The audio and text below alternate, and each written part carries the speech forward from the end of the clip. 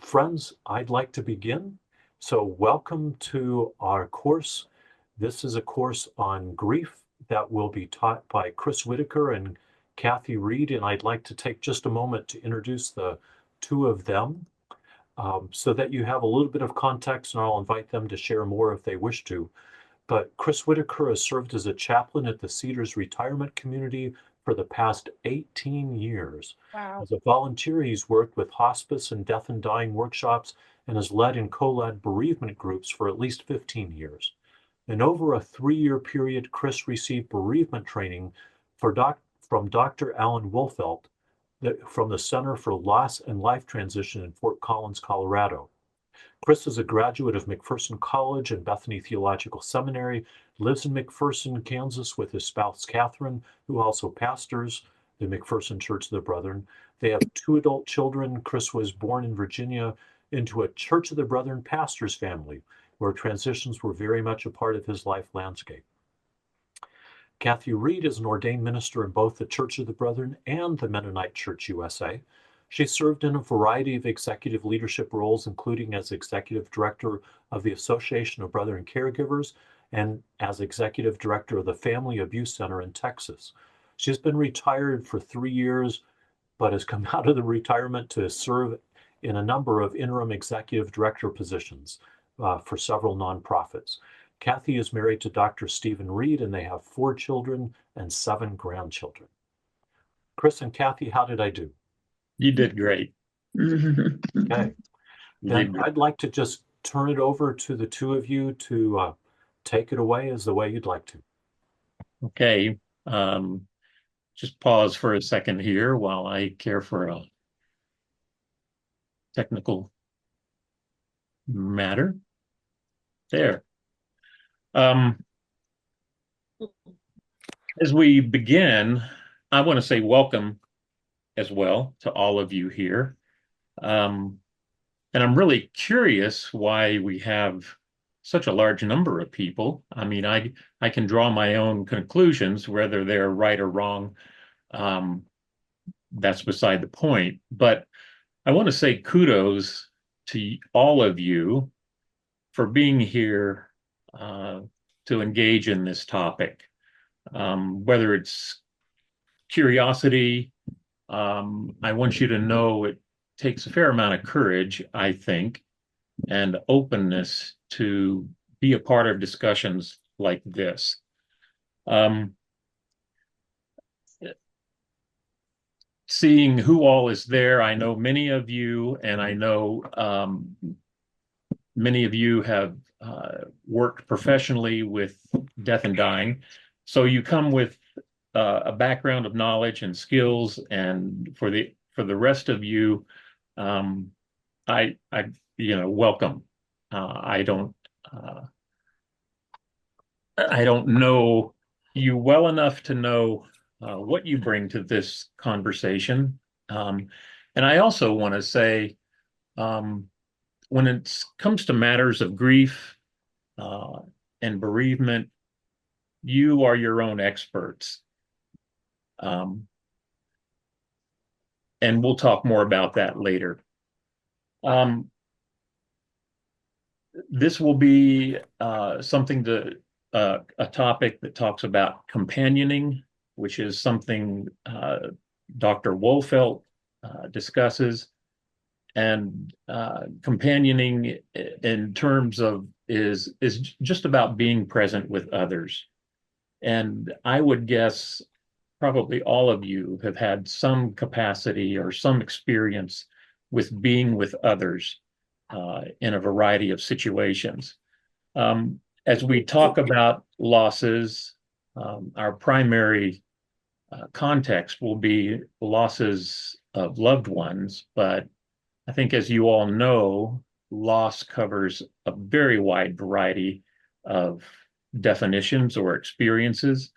Um, so, as we talk about all this, think about some of those other losses that might include losses of pets, losses of belongings, losses of homes, losses of jobs. We'll talk more about that also.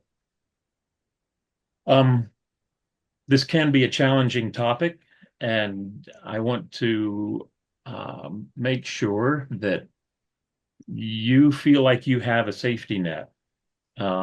If this would stir up memories, feelings, or uh, cause you to, yeah, struggle, I would invite you to offer yourself some self-care, whatever that looks like for you.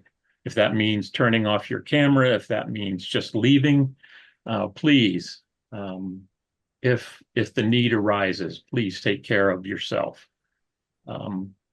Because as we talk about this, there may be, yeah, it may stir up uh, concerns for you. I also want to say that, and you all know this too, I would trust, that we live in a death-denying culture. And so the fact that you're all here willing to engage in this topic is amazing to me. We are getting better in our world, in our culture, being able to talk about our losses, to talk about death and dying, to be much more open about what that means to us and what we've experienced within our own families, with our loved ones, and within our work settings. So tonight will be a lot of questions, and those questions will help lay down the foundation for what we will do next week, where we will talk about the 6 needs of mourners, which is just one aspect of what Dr. Wolfelt talks about. The companioning model is something that he emphasizes.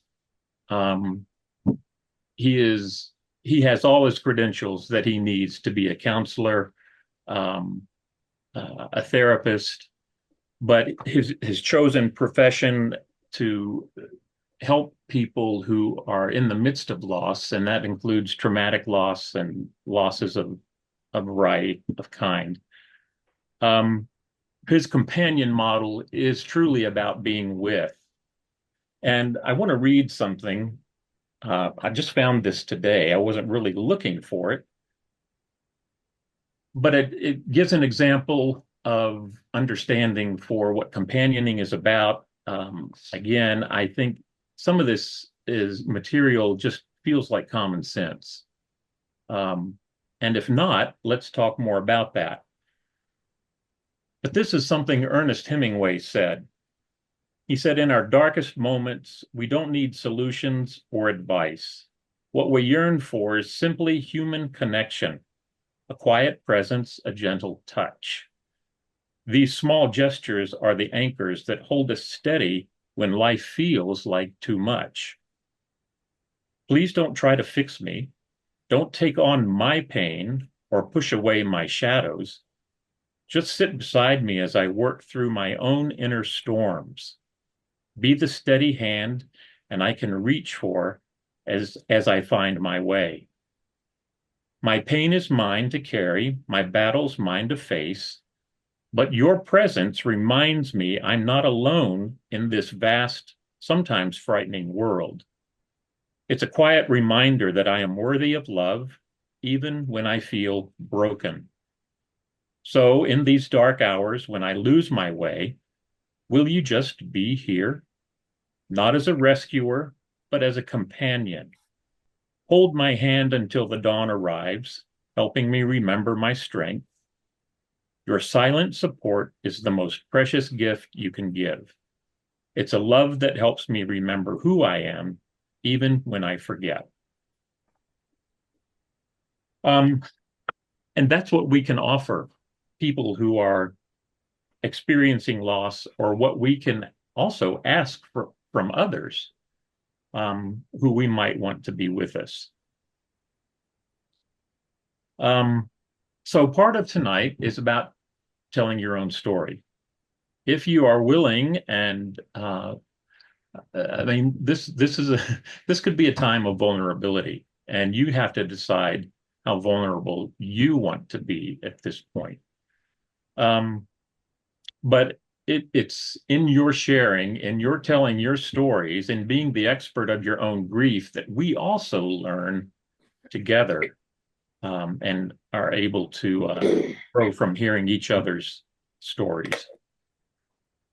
So again, tonight helps set the stage for next week, and it also helps us begin to think about death and dying. I mean, you may already be doing that, but the questions tonight will help us open up that discussion and conversation. So we're going to move ahead, I think.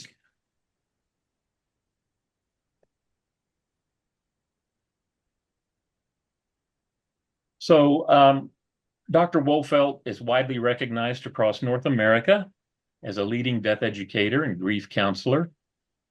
He established the Center for Loss and Life Transition in Fort Collins as a safe place for bereaved individuals to begin to understand grief and mourning. So this is going to be an interactive experience, I hope, that will attempt to open doors to new learning and reflection about loss within our lives. And this experience will introduce and explore companioning as a model for grief care. This experience will also highlight the 6 needs of mourners and affirm that you are not crazy. This is a quote from Catherine Weber. Life seems sometimes like nothing more than a series of losses from beginning to end. That's the given. How we respond to those losses, what you make of what's left, that's the part you have to make up as you go. So it's true that grief and mourning can have their way with us, and that's okay. Yet we are not left without understanding and resources that can empower us and support us. So I want to say at this point that, you know, Dr. Wolfelt and this material is not the only game in town. There are lots and lots of good resources to draw upon, whether it's Dr. Wolfelt or you can go online and find all sorts of writings, readings, people doing good work with regard to losses and life transitions. So as a society, we are getting better about talking about death and dying and our losses. So here we begin our questions. And I'm going to turn this part off so we have come back to the whole group. So what do you believe about loss? And I invite you to share if you feel so moved. So to give you an opportunity or time to think, what do I believe about loss? Well, I think when loss is defined by death, we will all experience it. When we have things that we cherish, heirlooms, again, a family pet, our furry loved ones, those are significant losses as well. They touch our hearts. They are a big part of our lives. And I believe loss hurts. There is pain in losing a loved one, a beloved pet, an heirloom, losing a home. Dr. Wolfelt has this wonderful home out in Fort Collins, and it literally burned to the ground. And so he had, um, he shared that story with us in one of our trainings. And, you know, it doesn't matter who you are, what your skill set is, what your capacity is. We will all experience loss and its effects. And hopefully, what you gain from this will be a common language we can use regarding loss, and to make loss, since we all experience loss, let's normalize that as part of our life experience. So many times we don't care or want to talk about our losses because it's painful. And who wants pain? Who wants to deal with pain? Those are Chris, just a few can things I I add believe to about. can I add to what you're saying? Sure, please. Yeah, you may be wondering, what's Kathy Reed doing here? Because I'm not the expert. He is really the expert. And No, I'm no expert. knows what he's talking about. I just wanted to set the stage and say to you that there are times I know when we don't even know that the loss is what's causing the pain. And that was very much my experience, which as we go along, I'll talk a little bit more about. But I basically could not figure out why there was what I describe as a black cloud that was just following me around. I retired 3, 4 years ago, because I had been working in the area of domestic violence for 12, 13 years and heard stories and met people who had experienced things that I will never forget, that gives you nightmares at night. And I reached a point where I just couldn't do trauma work anymore. And so I thought retirement was going to be a time of creativity and joy for me, and going to be something that, quite frankly, I really was looking forward to. I'd survived COVID, survived so much stuff there that I was ready for retirement. And yet, what I found was I was in this deep, dark hole. And I started to talk to friends. And, when Chris talks about companioning, I was fortunate to have a friend who actually said to me, "Have you talked to Chris? And have you thought about what you're experiencing could be something around loss?" I don't know whether they were thinking about retirement. I don't know what they were thinking. I don't know why they sent me to him. Um, Chris has been my friend for a long time. And so he was willing to start talking to me. And as we talked, the first time we talked, less than an hour, it was just abundantly clear that one of the things that happened in my life is that, in particular, my dad, who was the most important person in my life, who my husband he feared for years what was going to happen to me when my father died, because he said he would tell people Kathy's going to fall apart because she's so close to her father. And you know what? He died and I didn't skip a beat. I needed to take care of my mother who had dementia. I was switching jobs, moving to Texas, leaving the Association of Brethren Caregivers. I had adult children who needed me, and I did not. I went through the public part of, I did the eulogy at his funeral. I helped plan the funeral. I took over my mother's finances, but I did not skip a beat. And I, in retrospect, now understand that in a sense, my body was protecting itself in a way that basically my psyche said, you can't deal with this right now. You need to put it on hold. And then when I retired, my body's saying, okay, Kathy, what the heck are you doing? Maybe it's time for you to really start to work on it.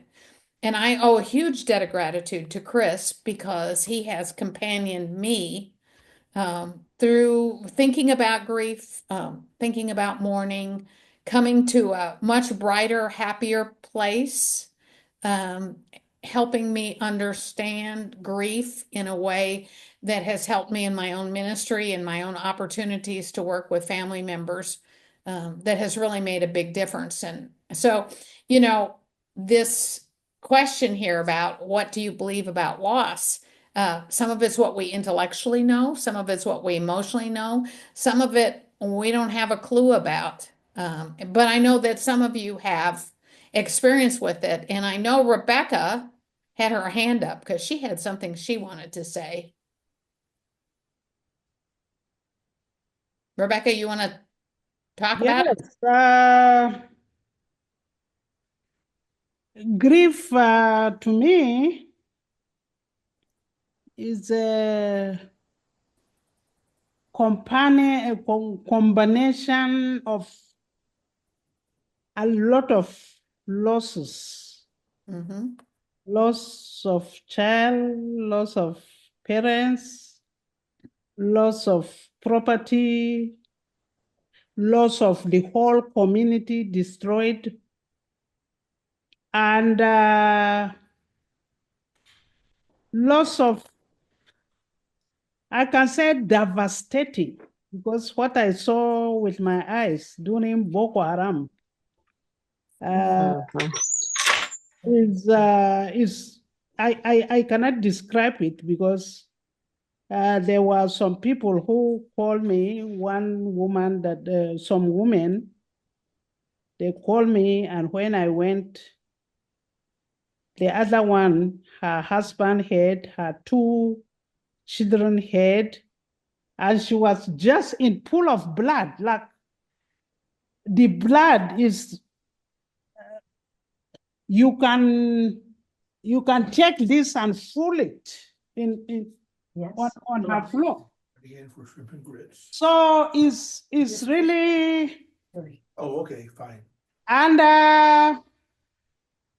I said, okay, let me just shout, and because she was just like swimming, I said, okay, let me lay down together with her. But I said, no, let me just pick courage. So I took her to bathroom, I bath her, and I bring another dress, and then I called military, and they came and they pack it. I called people, nobody want to come.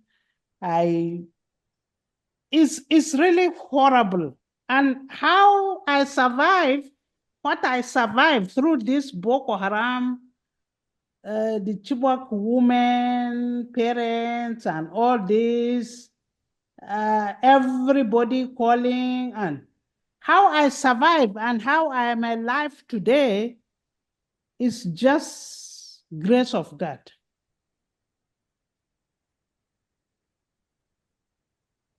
And that's a tremendous amount of loss.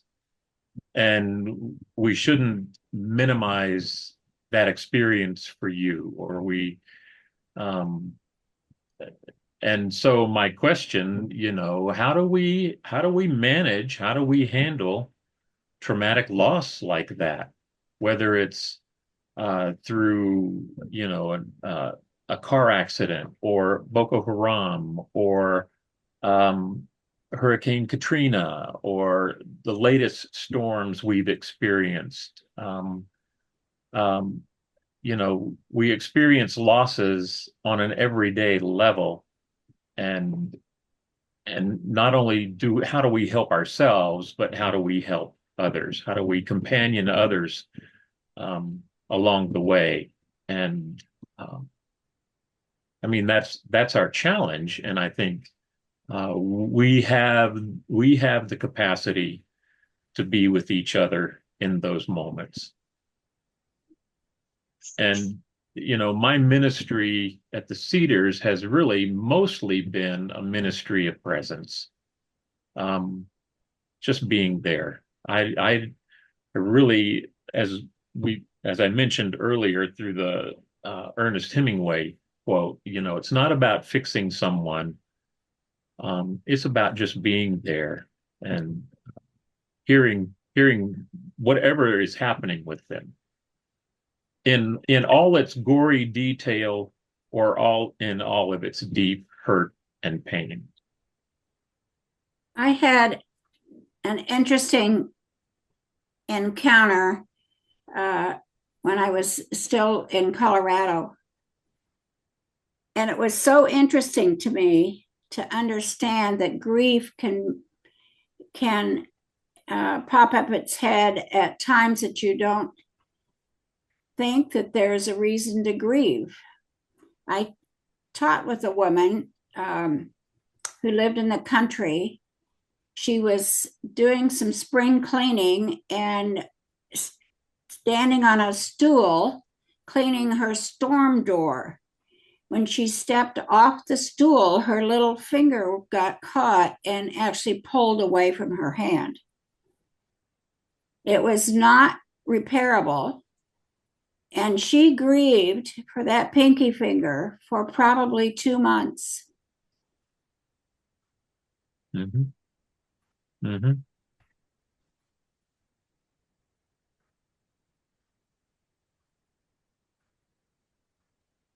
I see that Mary Eller and then Myra have their hands up.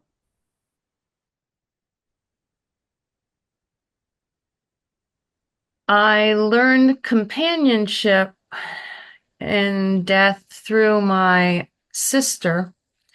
Her oldest child took his own life at 19.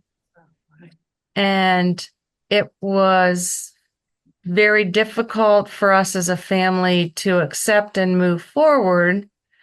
For my parents, it was their first of 6 grandchildren. And for my sister, who went immediately back to teaching 4th grade because she could not cope being in the house without Matt present, she said on the year anniversary of Matt's death that it was myself and her best friend that got her through because we didn't ask questions of her. That we would stop in unannounced with zucchini bread or new teas to try, or say, I had a child that was only 8 weeks old when Matt took his life. And I just would place my infant daughter in her arms and say, I really need to do some errands. Will you just rock her? She should sleep for you. And she said it was those times of people not requiring anything of her and being able to cry with her or being able to say his name aloud. Mm-hmm. So that was my introduction to walking alongside, is what I called it, Mm-hmm. companioning my sister through it. And then 14 months later, my dad suddenly died of an embolism. And we walked as a family through that grief again, having learned to lean on one another. And truly, sorry about the dog, everyone is unique in their loss and how they handle the loss. Some it comes as a tsunami and you deal with it or appear to deal with it. My way of dealing was quietly stamping it down and dealing with it 5 years later. Mm-hmm.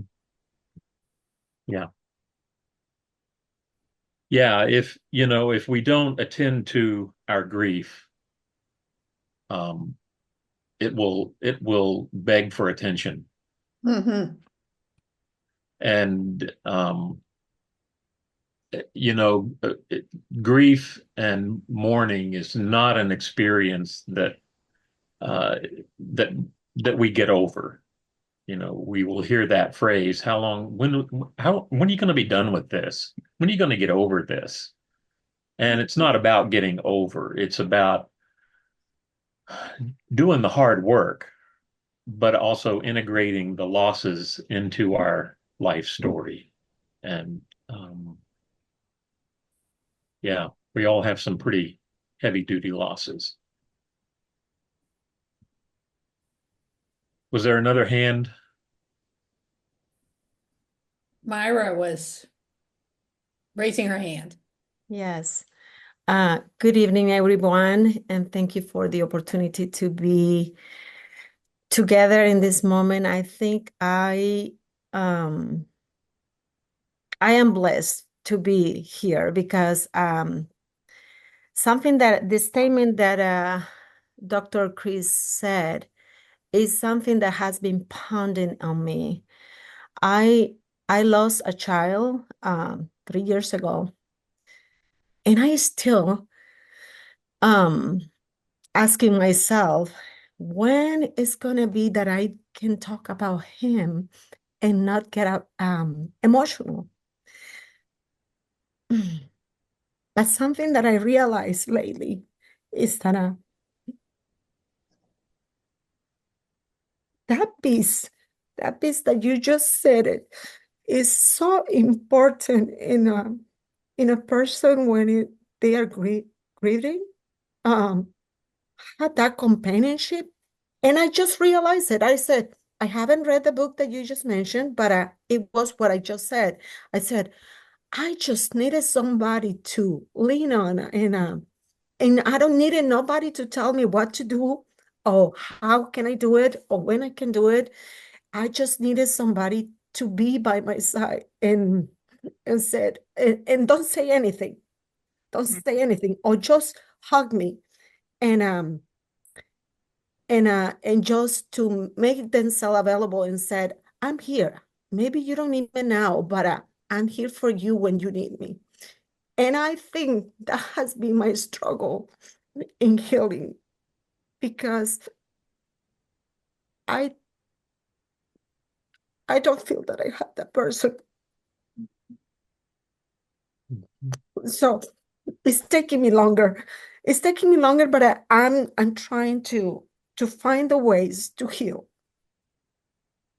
And I'm glad that I'm here because all of us can identify in some losses. As you mentioned, there are different kind of losses.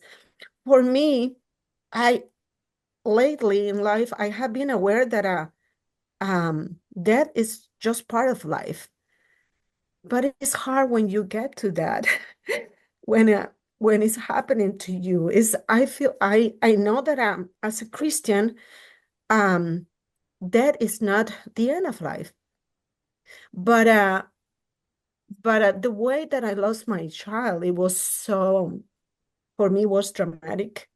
It wasn't, I wasn't waiting for something like that to happen.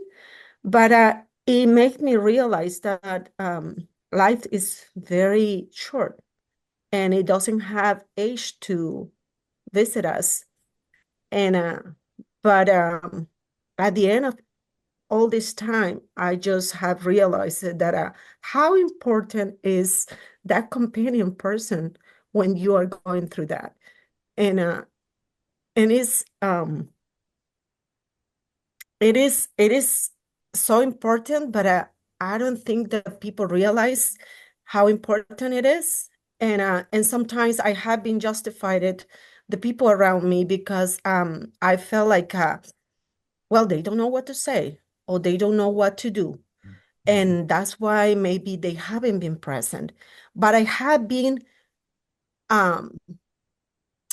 eager of waiting for that person to be available. And it's hard. It's hard. But thank you for sharing that. How important is that in the process of grieving.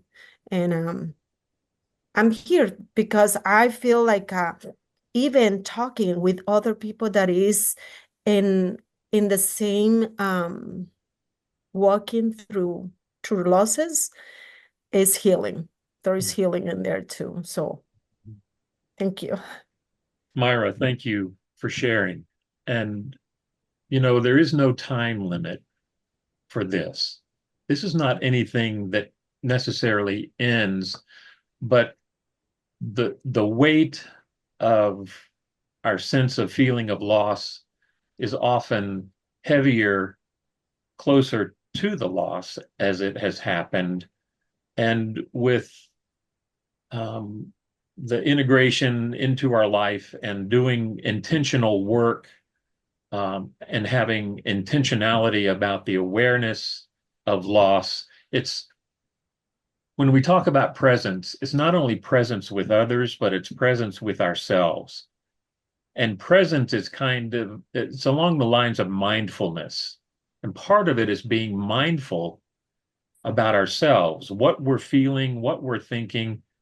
And when these moments come to you out of left field and you end up in tears, or you end up angry, or you end up confused, or you end up asking questions, Wolfelt calls those grief bursts, when they just come at you and you don't even see it coming.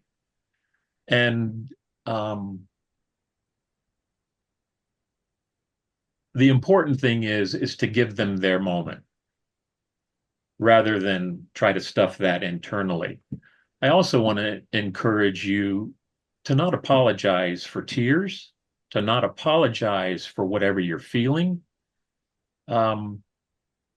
It's already hard enough to deal with the loss of someone dear to us. So no apologies are necessary. We go there so quickly, when we're trying to talk and we find ourselves in tears and we say, "Oh, I'm sorry." Well, you've had someone very important to you in your life torn away from you, whether it was, and I don't mean that it had to be a traumatic experience. When someone we love we lose, that person is ripped out of our lives. And that's part of why it's so painful. And so we don't apologize for those kinds of moments when they happen to us. I had a grief burst, Chris, on Sunday. Thank you. Because it happens for me around music sometimes. Mm-hmm. We sing a hymn and as a child, I remember my mother played piano, and she used to go to the piano and play hymns, and the tears would just roll down her face. And I, for the longest time, couldn't figure out what that was about until I later, as I grew, learned that she was playing the hymns that were played at her parents' funeral. And now at my age, I find myself doing the same thing, having a grief burst. And I think there was a time when that would happen, and I couldn't bear having people look at me and think about the tears rolling down my cheeks. And part of my learning has been to not only accept it, but embrace it, embrace the burst. And I've done enough work that my husband doesn't think I'm crazy and I'm weird. He understands that something's gone on. And he leaves it alone, lets me just live in it. And I appreciate that. Mm-hmm. I think Nancy had a question for us. It's actually not a question. How I handle sometimes, I lost my husband 24 years ago, and the way I would go to church every Sunday and just cry because I felt safe there. Mm-hmm. And so it's helpful if you can find someplace safe to feel that way. I also went to a group to talk about it, but it was a group of people I didn't know, because then I could be my true self. I didn't have to put on a face. Mm-hmm. But the reason I'm here for this, my brother just lost his wife of 52 years. And he is just really falling apart. And I have a sister who has dementia. So right now I have a lot of loss. Sure. And those losses, they compound.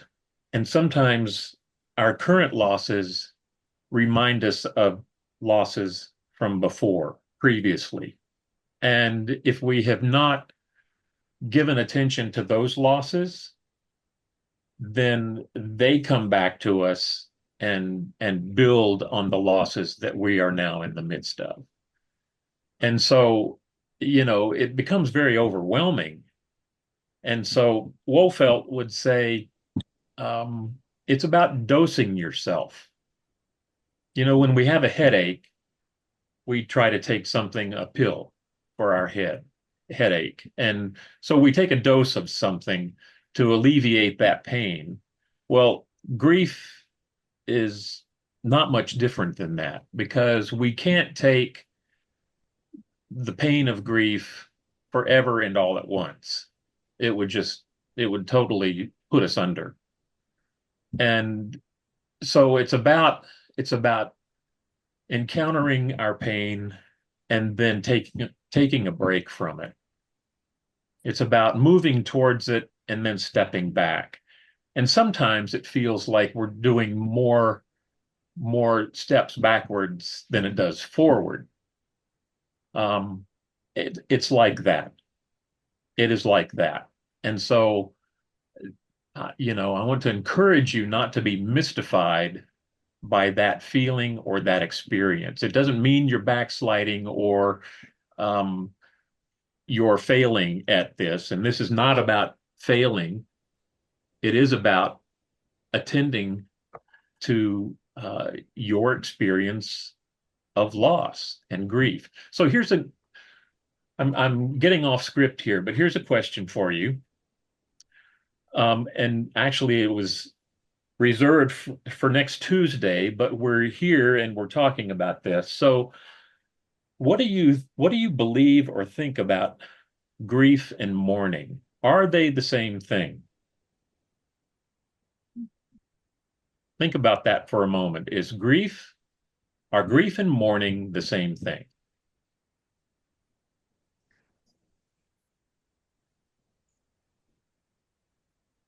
I think that grief is a feeling and mourning is a type of action, what you're going to do with that feeling. Okay. That's what those two things mean to me. Okay.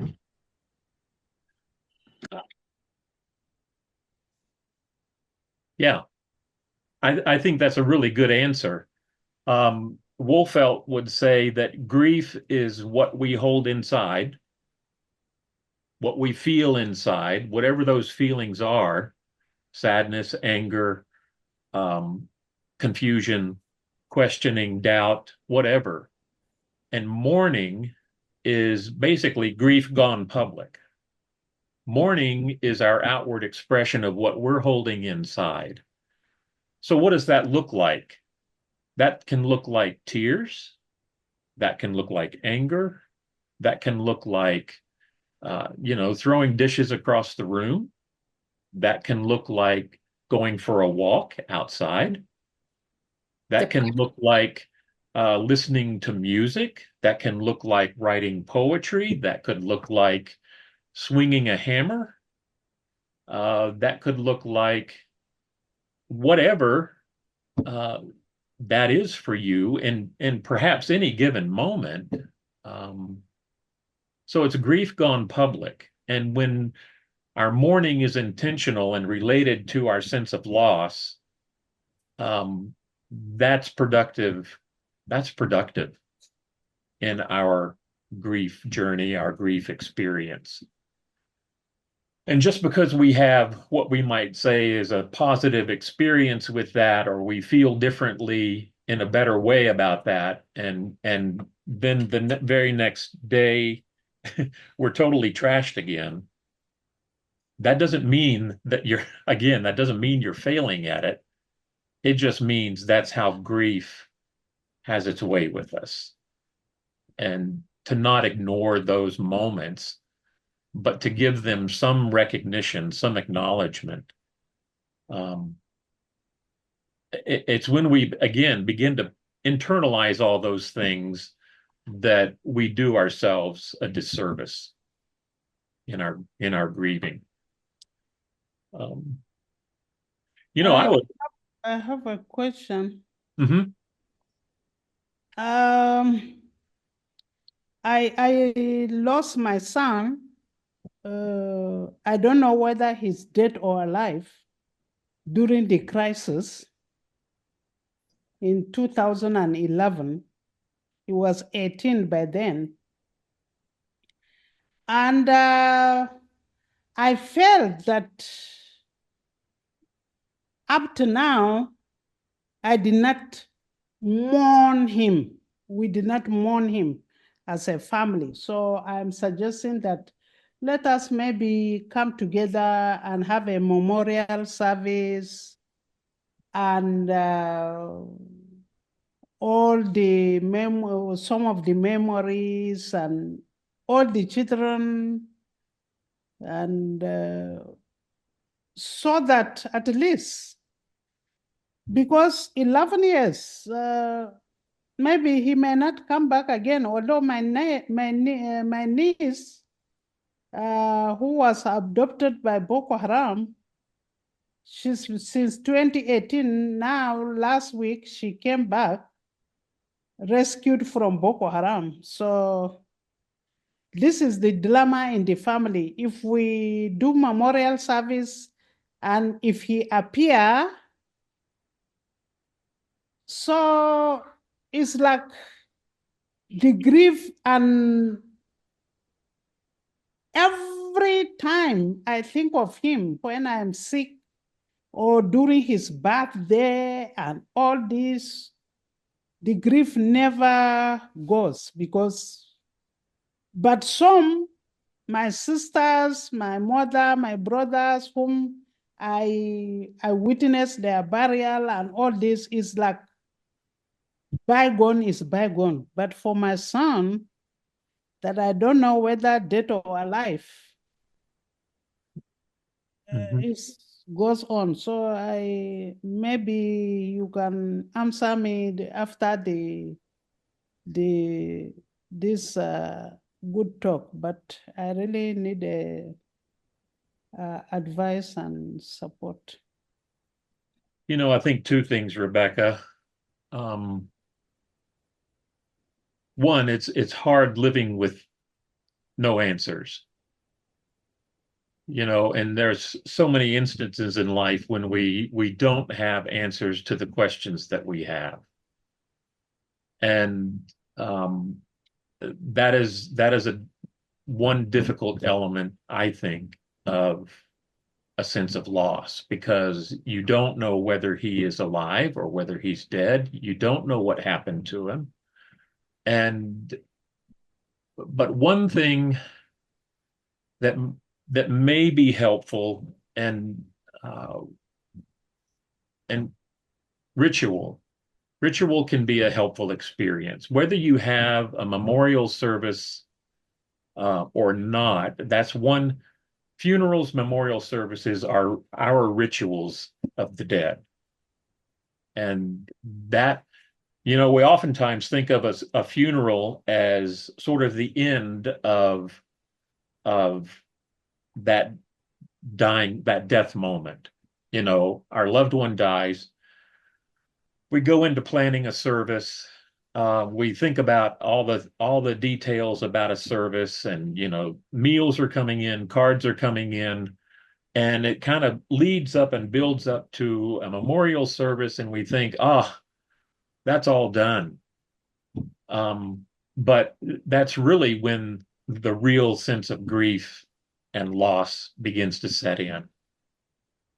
And so that, as part of our ritual, is important, but there are other things that we can do to ritualize our sense of loss related to those we love. So, you know, what is it out of your tradition, your own experience, or something that you discover? How can you remember your son, especially, you know, we're coming into the holidays. Those are particularly challenging times in the midst of loss and grief. In fact, you know, Merry Christmas is not always so merry, because it reminds us of those who are gone, recent or long ago. And so ritual helps us honor and remember those individuals who have been important to us in our lives. And, you know, the ritual can be as creative as we feel we can make it. So what would be meaningful to you to remember your son? You know, is it about one, talking about him for one thing? What memories do you have, and what can you share with each other about your son and those memories? And the same for anybody else with their own loss experience. You know, to not talk about our loved ones is, you know, we often think people will counsel others, give advice and say, well, you know, at the holidays, don't think about them, don't talk about them, because we want the holidays to be happy and joyous and not a sad, dark cloud over the holidays. Well, the cloud doesn't have to sit over the whole holidays, but it's important to invoke that person's name and their memory and have some kind of ritual around that, whatever that looks like, even just lighting a candle and sharing a memory about that person. But it's about telling your son's story from what you know of it through your own experience with him, and even naming, you know, how he got taken away or lured away or whatever that experience was, to include that, but to say, okay, we miss him dearly, and what do we know and remember of him? That doesn't take care of it. I mean, that doesn't mean that it's all done, but that is one way to perhaps ease the weight of that experience. I don't know. Thank you. Thank you. Steve, did you have your hand up? Yes. So Jesus, much of his teaching took the form of parables. One thing that I have seen has been meaningful to me is to learn lessons from nature and write something that I learned about life. I've written some 70 of those. The one I would like to highlight tonight is that of a nurse log. And I don't know if you know what a nurse log is, but sometimes when a tree has become uprooted, struck by lightning, or blown over by wind, it lays there on the forest floor, and whole generations, as it begins to rot and decay, it becomes for a good nutrient place for a whole generation of seedlings. And, you know, often as that applies to human nature, to humankind, younger people often attach themselves to older people. Maybe it's a piano teacher, maybe it's a classroom teacher, maybe it's a coach, maybe it's a 4-H leader, maybe it's a band director, and they grow and thrive, and then at some point they graduate or move on to the next chapter in their life. And so you don't, and they have provided rich soil for a new generation of people. And sometimes as we approach life, I think it's helpful to realize that our influence, our input, our life goes beyond us. The 4-H skills that we have learned, the instrument we've learned how to play, the sport we've learned how to live. So maybe we're there in the memory of our children or our grandchildren, or maybe we're there in the abilities of a musician or an artist. And I think that is a good way to, as we approach our own death, that's a helpful way to realize that our influence will live for years to come. Yeah. You know, part of all these questions is to help us, if we haven't thought much about our own end, our own death, it's important that we give some thought to that. And it's important that as parents of children or even adult children, it's important to think about the end of our life and plan for that. And what does that look like? What are your wishes? What do you want to have done? Do you want to have a funeral? Do you want to be cremated? Do you want to be buried? These are all can be very difficult conversations to have, but nevertheless, they are important conversations to have. And these questions that we have tonight are hopefully help us to feel that talking about death and dying is not a taboo subject. That it's our death is truly a normal part of our life, and we have our culture, our society has made it something to not talk about. And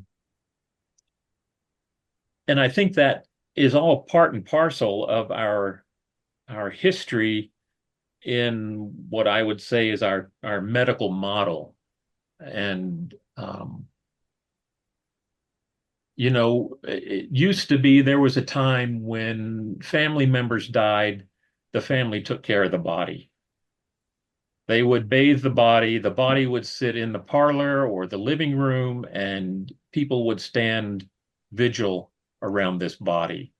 The body would be bathed, dressed, and cared for in the home. Children would be around, friends would come and visit, and then it was time to have the service or the burial, and family, were very much a part of that whole process. And now we are not. So that drifting away from those kinds of hands-on experiences have also drifted our conversations and our thinking about death and dying. And, even thinking about touching a dead body. Is it okay to touch a dead person? And okay, so in our culture, it is. In other cultures, it may not be. All across the world, we do this differently, and we think about these kinds of things differently, and we talk about them or we don't talk about them. But coming to terms with our own death helps us, I think, manage some of these questions that we're even trying to move through tonight, but also helps us be present with other people. If we are truly uncomfortable with our own death, we're probably not going to be very present with others in that moment, be a companion to others. And not everybody's cut out for that. That's not to say that everybody has to be a companion. Not everybody is able to do that and to be there. Other questions we have. This is about your personal loss and background.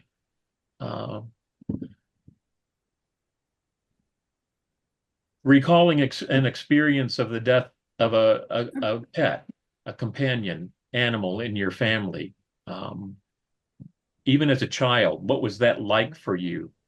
And was your family supportive of your the way you were grieving or mourning? There are hands up, I guess. Yes, Kim. Hi. You actually said a lot of what I was going to say. I've been attending death salons with a death doula, and one of the powerful things she talked about for her reason to go into that work was that as we talk about death and as we, greet it and face it and move through that with our loved ones, it also not only helps us to accompany others with more presence and authenticity, but also helps us to show up more fully to life, to our own life. So I just wanted to bring up that that concept because death salons are, which are times to get together in groups, and it can be formatted. To me, it feels like spiritual guidance focused on death and grief. But yeah, so those groups have taken different shapes, but they've been very meaningful times for sharing and learning and really tending to our own inner work. Thank you. Chris, I want to tell you that, tell the group that an interesting experience I had was when my son was, I think, 10 or 11, and his dog died.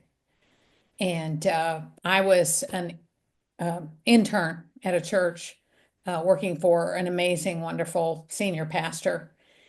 And he did a pastoral visit with my son about the death of his dog. Hmm.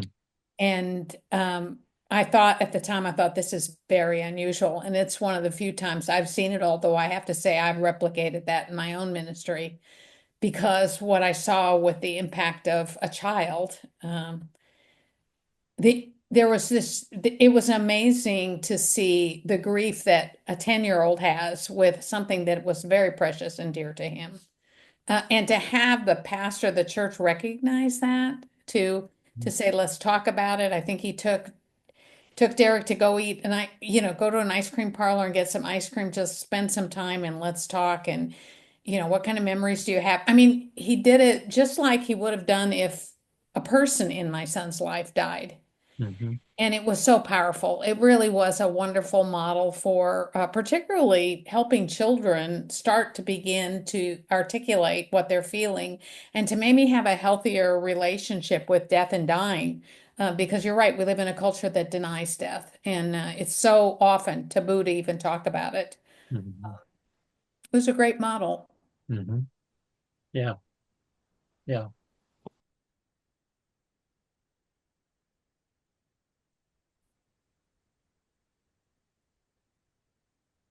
So another question would be, what experiences have you had with funerals? And I know that there are some pastors here. So, we've been in a professional role, but then, how do you as a pastor grieve those who have been special in your life or in your church, in your congregation? Do you allow yourself the capacity to do that, the permission to do that? And have you had anyone, good experiences, bad experiences? What did that feel like? What did that look like? What did you learn about those experiences that might inform what kind of funeral or end of life ritual that is meaningful, would be meaningful to you?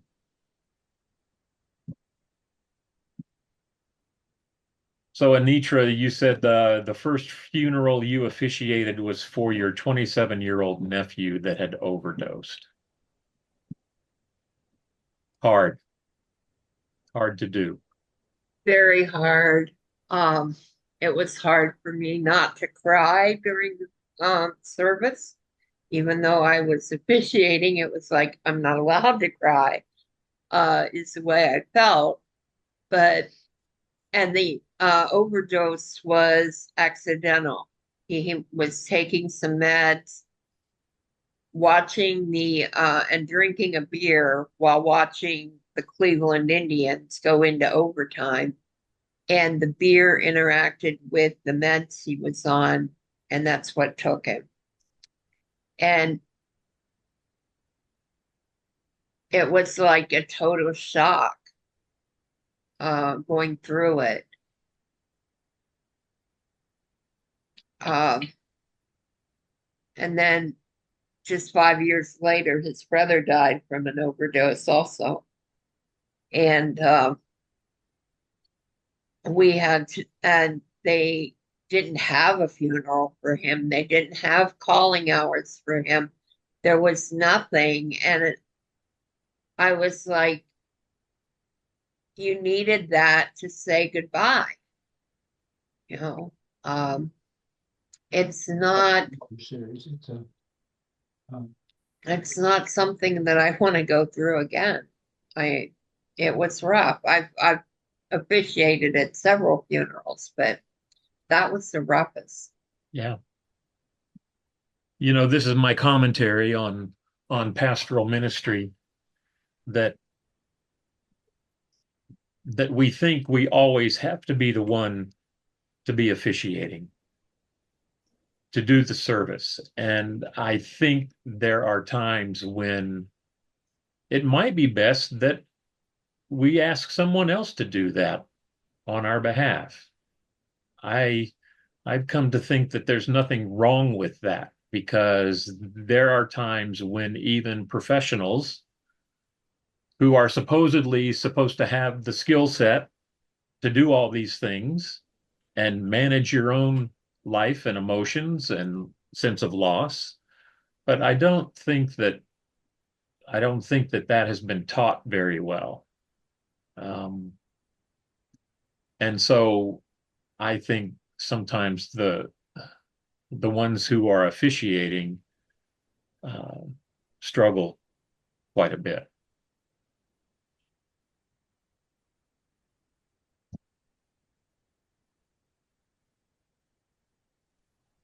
Chris, I see Lucinda had her hand up, and then Anne.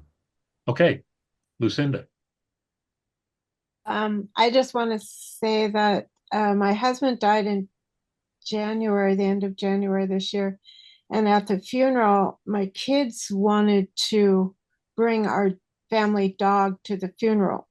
And I was like, well, kind of hesitant about that, because it wasn't exactly a funeral, it was a memorial, because anyway. Mhm. And we were holding it in a church, and I just thought, well, I don't know. And the kids were just so insistent on bringing the dog. So we did. And the dog was well behaved, everything was fine. And afterwards, so many people told me that they really appreciated the fact that we brought the family dog for the memorial. Mhm. And it was a good thing to do it, but it was like, I don't know. It's just a different thing. And then, so my husband died in end of January, and our family dog died in end of July. And so it was really a compounding loss. Yeah.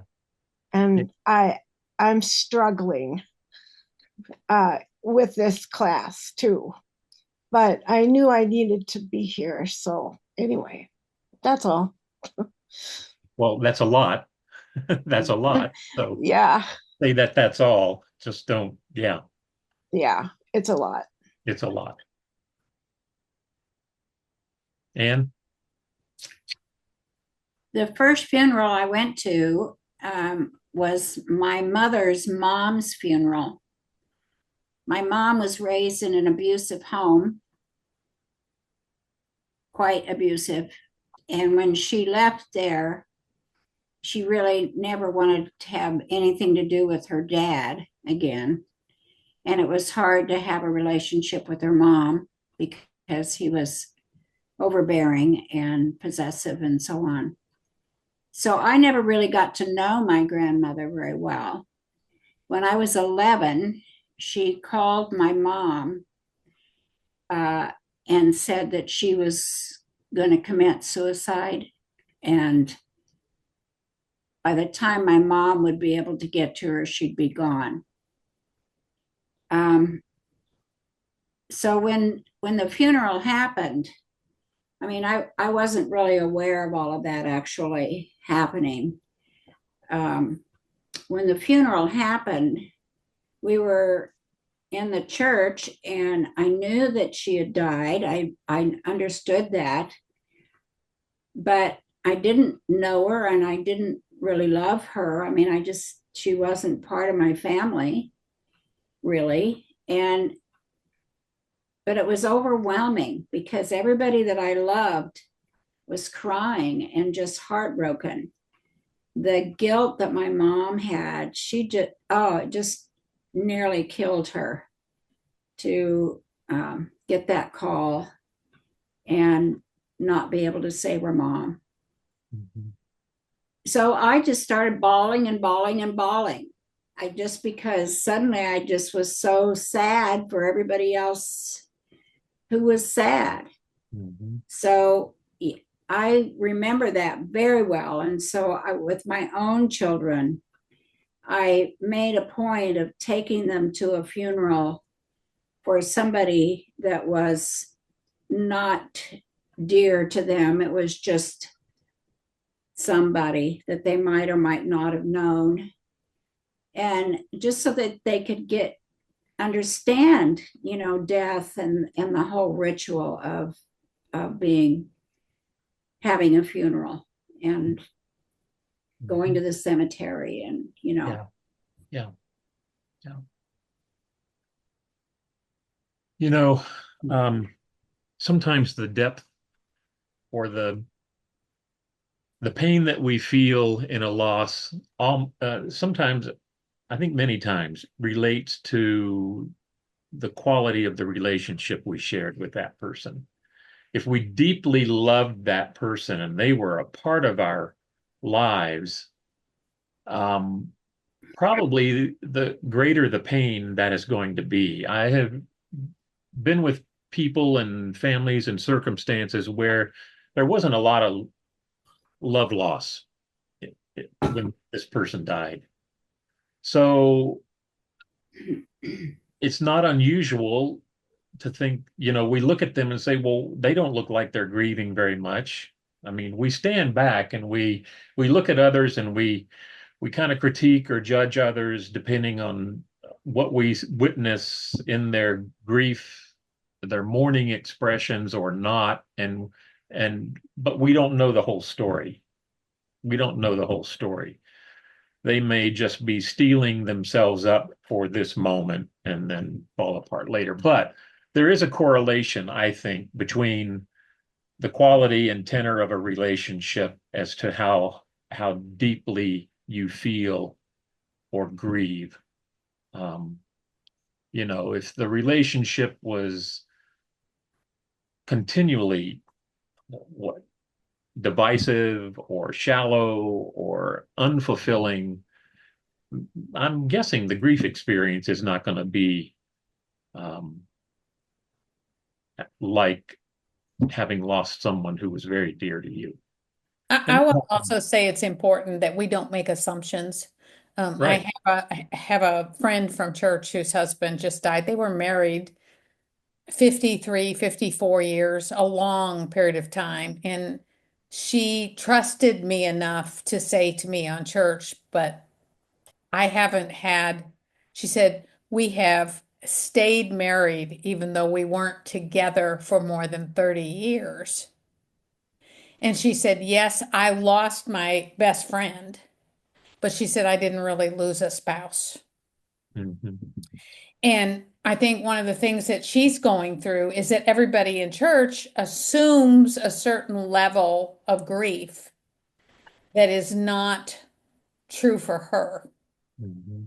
And if we can let people lead the way in our companioning, if they can set the bar for us and we can just companion with them, then we're less likely to make assumptions that are unfounded and untrue. Mm-hmm. Because you're absolutely right. I mean, there are some people who are deeply, deeply grieving, and then there are situations.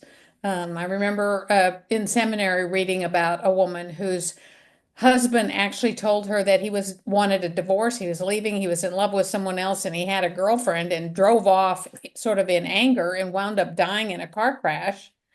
And then people are coming to her with this sad sort of thing, with the expectation to her that she's really grieving when she's really angry still. She's Mm-hmm. really angry about what he said to her that first night. And then on top of it, he dies and she doesn't know how she's ever going to resolve that. So, I think that not just judging and not just assuming people are experiencing something is really important for all of us who are companioning. And companion means you just follow the other person's lead Mm-hmm. and you walk with them, not guide them in a certain direction. Mm-hmm. Right. Right.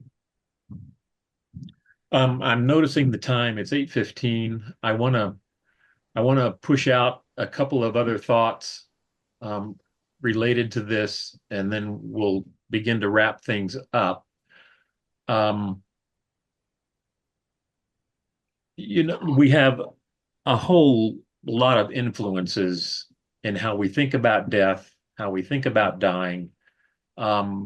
Things like our religious upbringing,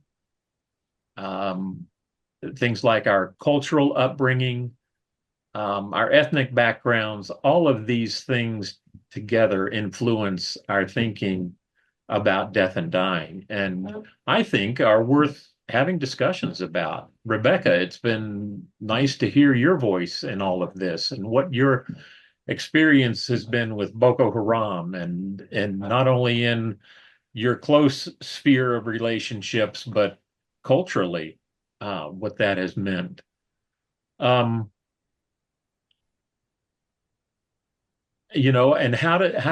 what was communicated to you and your family about death and dying? Were you allowed to go to services, or were you said, no, you stay home, as if that's protecting you, as opposed to also letting you experience this natural part of our life, and being a part of ritual? And then, that being a foundation for conversation with you as a child or your children, grandchildren. When you think backwards on what it was in your family life, your family upbringing, again, was death and talking about death taboo, or was it a common conversation around, like any other conversation? I didn't experience my first funeral probably until I was in my early 20s, when my granddad died. I didn't go to any funerals up to that point, so I didn't really know what I thought about them. I mean, I knew about them and I knew what kind of went on, but there was a disconnect for me personally, what that was about. You are asking me about are you asking me how? No, I was just recognizing Okay. your experience versus our experience. When we were growing up, dying is very scary. When we see dead body, our parents will lock us and all this. But nowadays, I see children, especially after Boko Haram killing, they saw people killing people, even their parents or their brothers, sisters. So they are no more scared of death. And during severe Boko Haram crisis, nobody is burying anyone. You have to run for your life. Even your dead husband, your dead children, you can't bury them. You will just run. If not, the next dead body will be you when it is at the peak of it. So when we went back, SEPI, my organization, as the first, when we went first, because some donor agencies said, okay, can we go now? Maybe people are there so that we will be giving food and all this. We met a lot of horrible thing, but people, especially old people, blind and all this. So when we try to clear and the military and all this, so people started to come back. And but in my family, my mother died at 102 years and my father 95 years. So they pray for death, and They said that they live a very ripe life, although very traumatic, but God led them.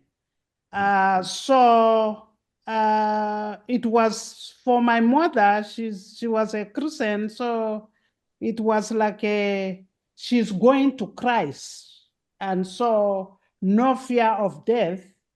And she said, okay, are you believing? If you don't believe in Christ, you better accept Christ as your Lord and personal Savior. I'm seeing light, so I'm ready to go. Mhm. So this, my experience, both horrible and very, for Very my natural. mother, Very natural. it's like a going to heaven. Mm-hmm. Mm-hmm. Mm. Yeah. Thank you for that. I'm going to shift gears, and I'm winding this up because I want to respect your time. I want to thank you for sharing. The sharing that has gone on tonight, and whatever food for thought each of you have gained.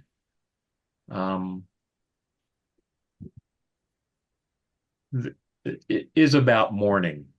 I mean, you telling your stories, you sharing, that is, in my book, you were mourning this evening. And if that stimulates your own thinking about your own experience, that is an introduction, not an introduction. That's a way into mourning as well. Because it's intentional. What we were doing this evening is intentional. And I think when we can be as intentional as possible, that moves the meter in terms of our grief journey and our grief experience. The more we can share our stories, we will find that we can probably share those stories with fewer tears, but we also get surprised by the grief burst when we're sharing our story and we're going along and all of a sudden we can't talk. So thank you for sharing. Thank you for your vulnerability. And I do hope that this has stirred some thinking within your hearts and within your head about all this, because this will benefit us for next Tuesday. And again, I want to thank you all for being here. Thank you, Kathy, for being here as well tonight. And Anton, I'm going to turn it back over to you. I also want to say that we just scratched the surface. We just scratched the surface in all of this. So don't think this is a one and done and the answer is all there. Yeah, and he had 35 questions and he only asked 5. So when he says scratch the surface, he did. So, Chris and Kathy, you mentioned, Chris, you mentioned next Tuesday. Give us a brief glimpse as to where we're heading with our second session. Okay, so out of Wolfelt's book,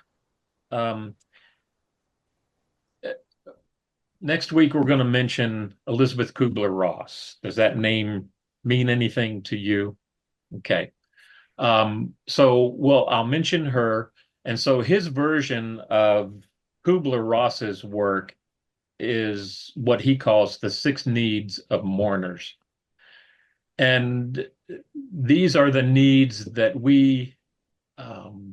that are most helpful to us in our grieving process. And how do we move towards healing and wellness? And he would advocate that these 6 needs are the tools, the touchstones that get us move us towards healing and wellness. So that's what we'll cover next week. Next week will be more of a presentation educational piece. That doesn't mean we can't talk about anything that we hear next week, but I also want to take a moment next week to start off with hearing some feedback from tonight and what came to you in the intervening week. So I'd welcome your thoughts about that. So Chris, you really helped us wade into grief tonight. And next week, you're going to help us learn tools on how to deal with it to help ourselves and others. Yeah. Okay. Well, thank you to you, Chris, as you were carrying the weight for today, but Kathy is being there as backup and support and being a co-presenter with this. I'm the Vanna White. I'm turning the letters. Oh, you're much more than that, Kathy. But I kind of like the idea. Okay. We'll let you live with that. And so as we come to a conclusion for tonight, I hope you all come back next week, but also Chris and or Kathy, is there a thought that you want to send us out with for us to take away for this intervening time? Be kind to yourself. Be gentle with yourself. Guilt is, we're professionals at guilt. Don't be guilty. Don't feel guilty. There's all kinds of guilt is such a heavy component of our grief experience, and it's primarily undeserved. So think on that. Think where you feel guilty about things and give yourself some grace in your grieving and mourning processes. Be kind.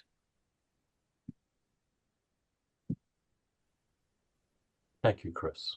Thank you, Kathy. Friends, we'll conclude for tonight, but we invite you to come back exactly in a week, next Tuesday evening, same time, same place, same link, and we'll continue the course and dig even deeper into some of the theory and ways we can get a hold of grief and work with that. Thank you for coming tonight. Thank you all.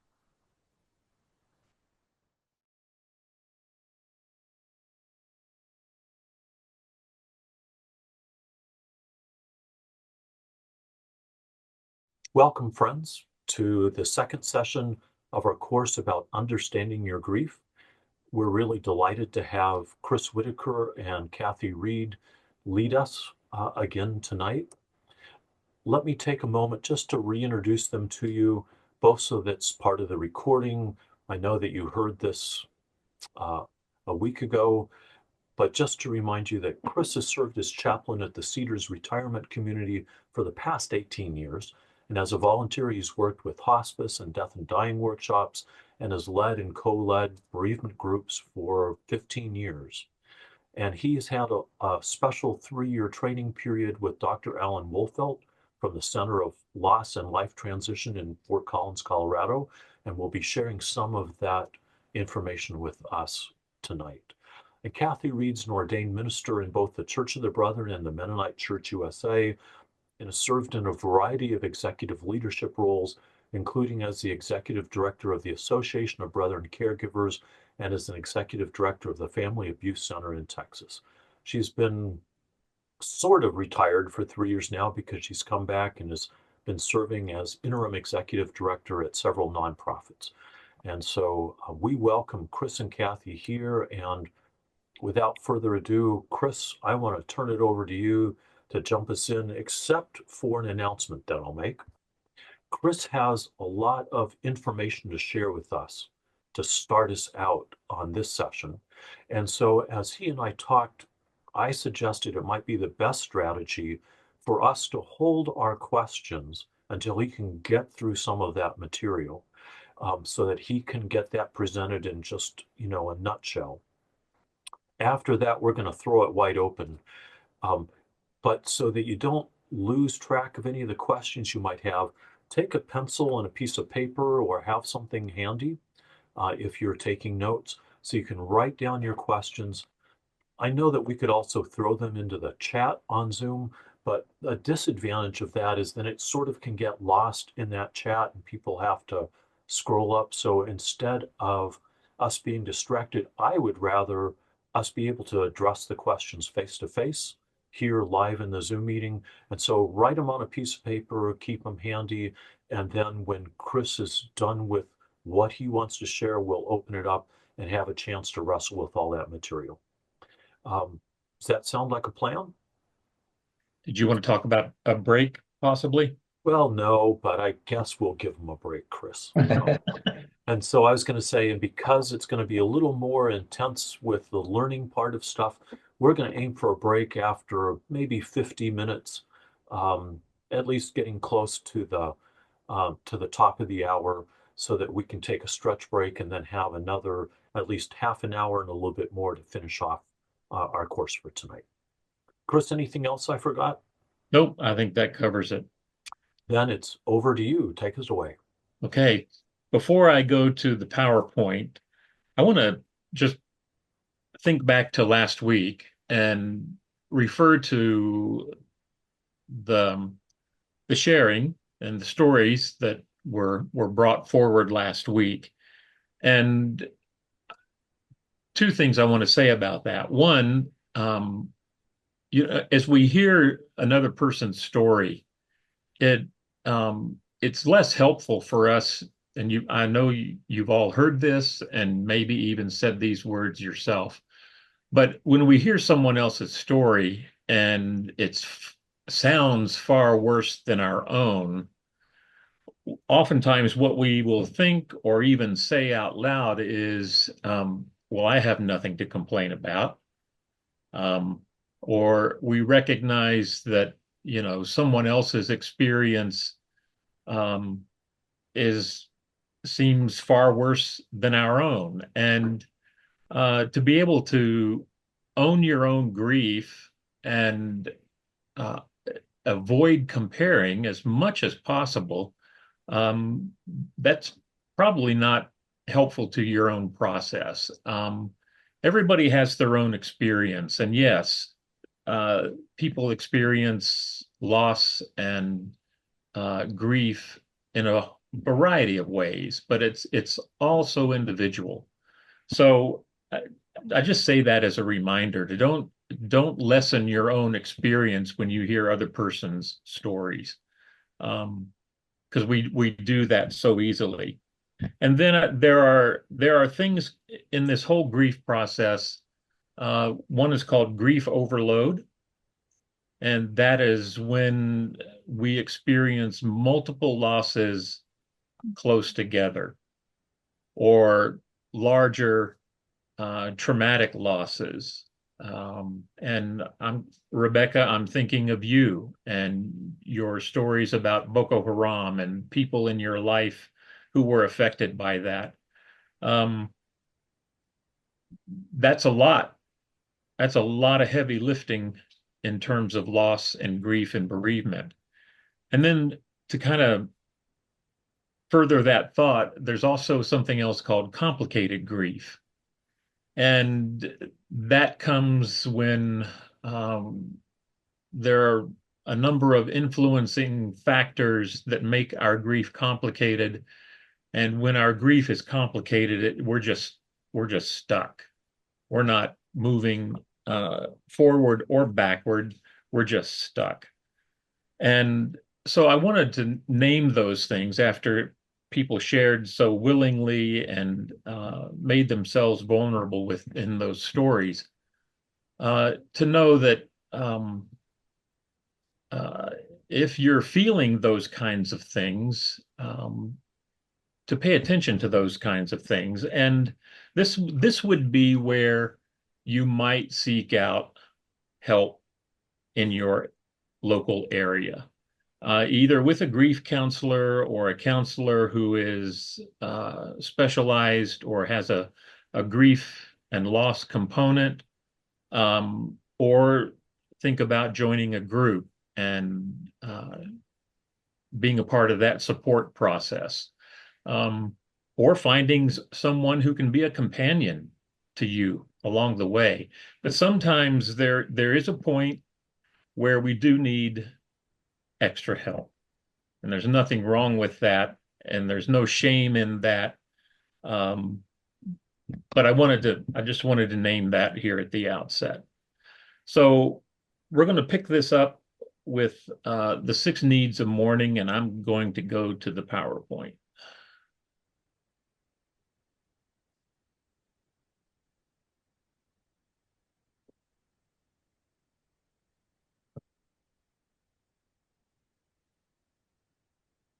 Okay, that's the same title slide from last week.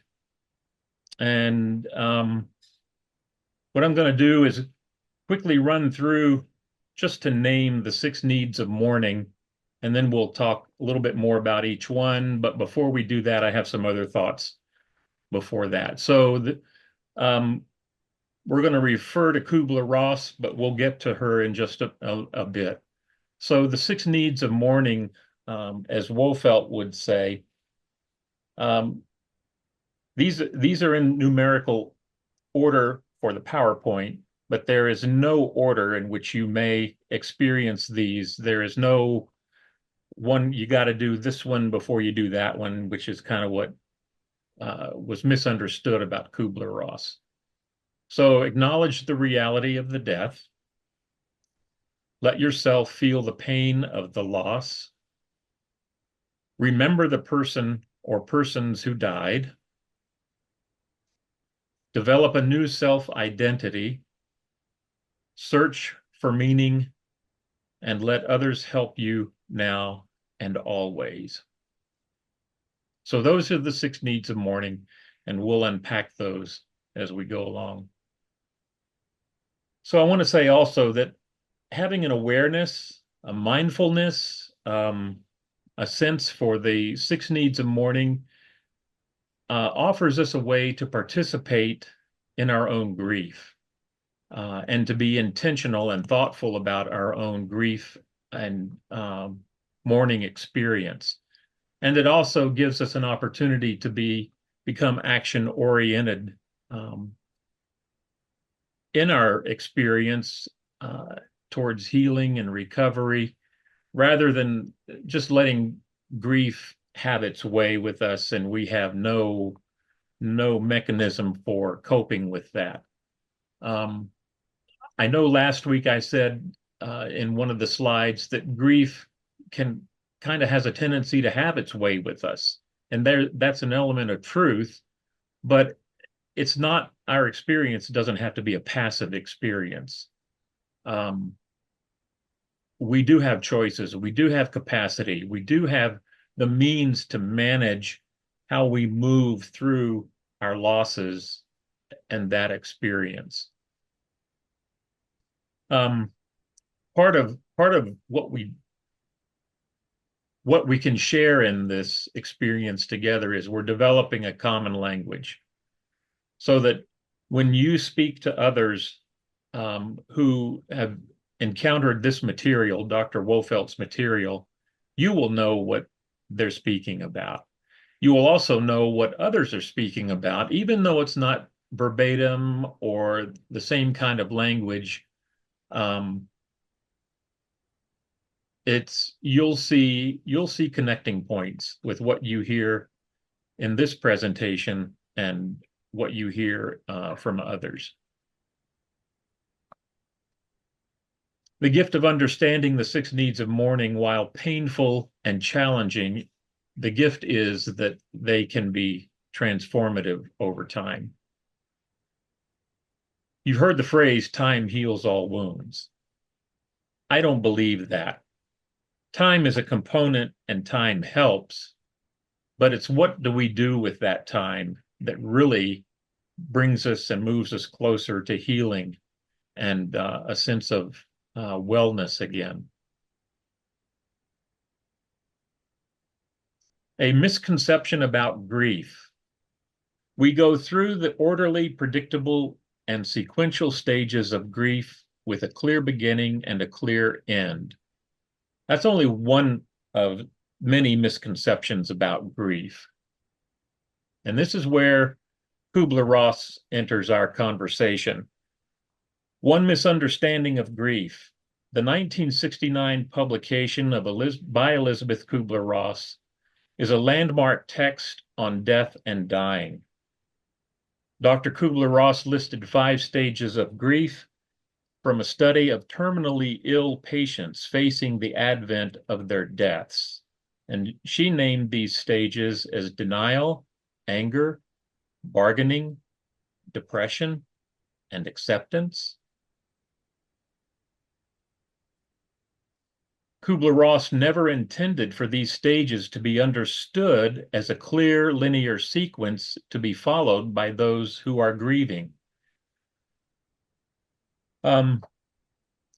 We're talking not quite in the same vein. Her work was with persons who were terminally ill and facing their own deaths.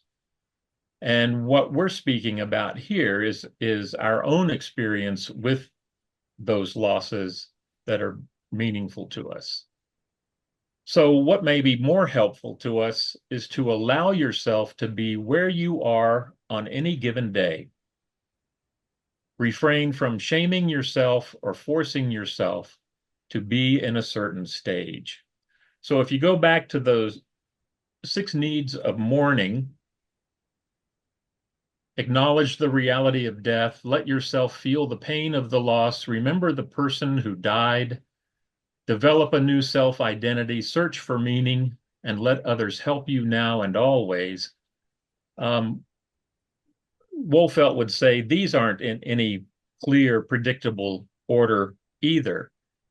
In fact, it's not like you go, even for Kubler-Ross, it's not like you experience anger and then you're done with that. Anger will crop up anytime. And any of these can happen in the most immediate of moments, but they can also happen months, years later. So I would really invite you to not think about these as, okay, now I'm in my search for meaning phase. You might be searching for meaning right from the very start, but you're not going to experience these kinds of things one at a time, but maybe 2 or 3 at a time. So having an awareness, some mindfulness, some presence for yourself about where you are in the process is really important. And there's no shame in any of this. This is what we have gotten so far away from for a variety of reasons. And for me, it's about it's reclaiming our humanity, our humanness in a sense. So acknowledge the reality of the death. We are an age-defying and death-denying society. Societal messages are strong, subtle, and not so subtle, and we talked about some of that last week. Are grief and mourning the same thing? Think about that for a moment. I know for myself, before I took any of this training, well, let me get to the next slide. Grief and mourning, in my understanding now, are not the same thing. And I use those terms interchangeably. Grief and mourning for me were the same thing, but Wolfelt would beg to differ.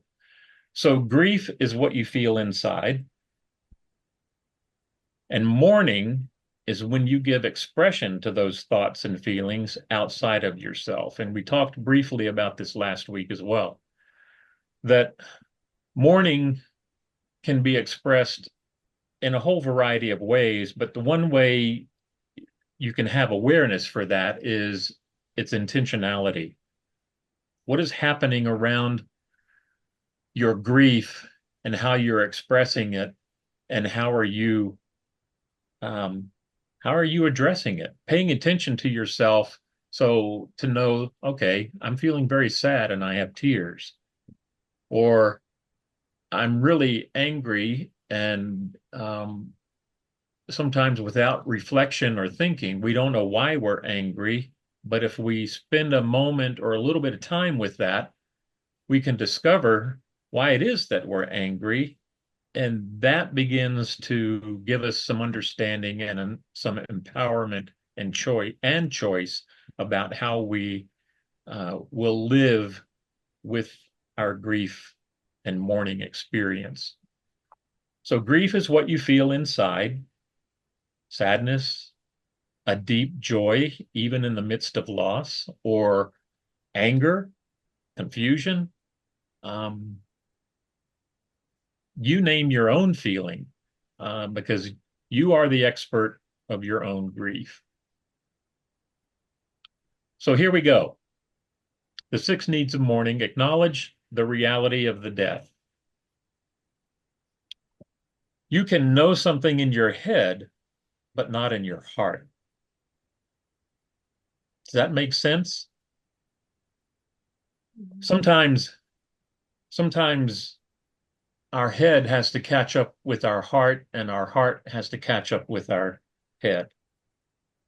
We can rationalize in some ways and understand why someone died through some outward experience that touches our lives. Okay, a car wreck.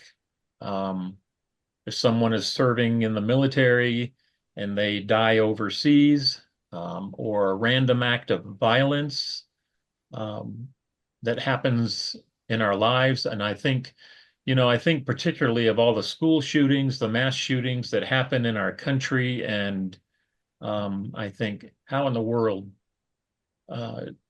where are these people getting help? So, we can see what's happening on the news, but somehow our heart doesn't want to accept that, because it means someone is not in our life anymore. And it hurts. It's painful. And so we don't want to go there. So you can know something in your head, but not in your heart. And we talked about this: be open to the presence of your loss. Instead of just kind of bumping around in your grief room, you can think about that. You can think about what you're feeling and what your experience is, and are you doing anything about it or not? And do you want to do anything about it or not? So it's self-awareness, it's mindfulness for yourself. And sometimes we do those things and people think that, wow, they've really turned inward, or it's all about them, or what are some of the other phrases you might hear?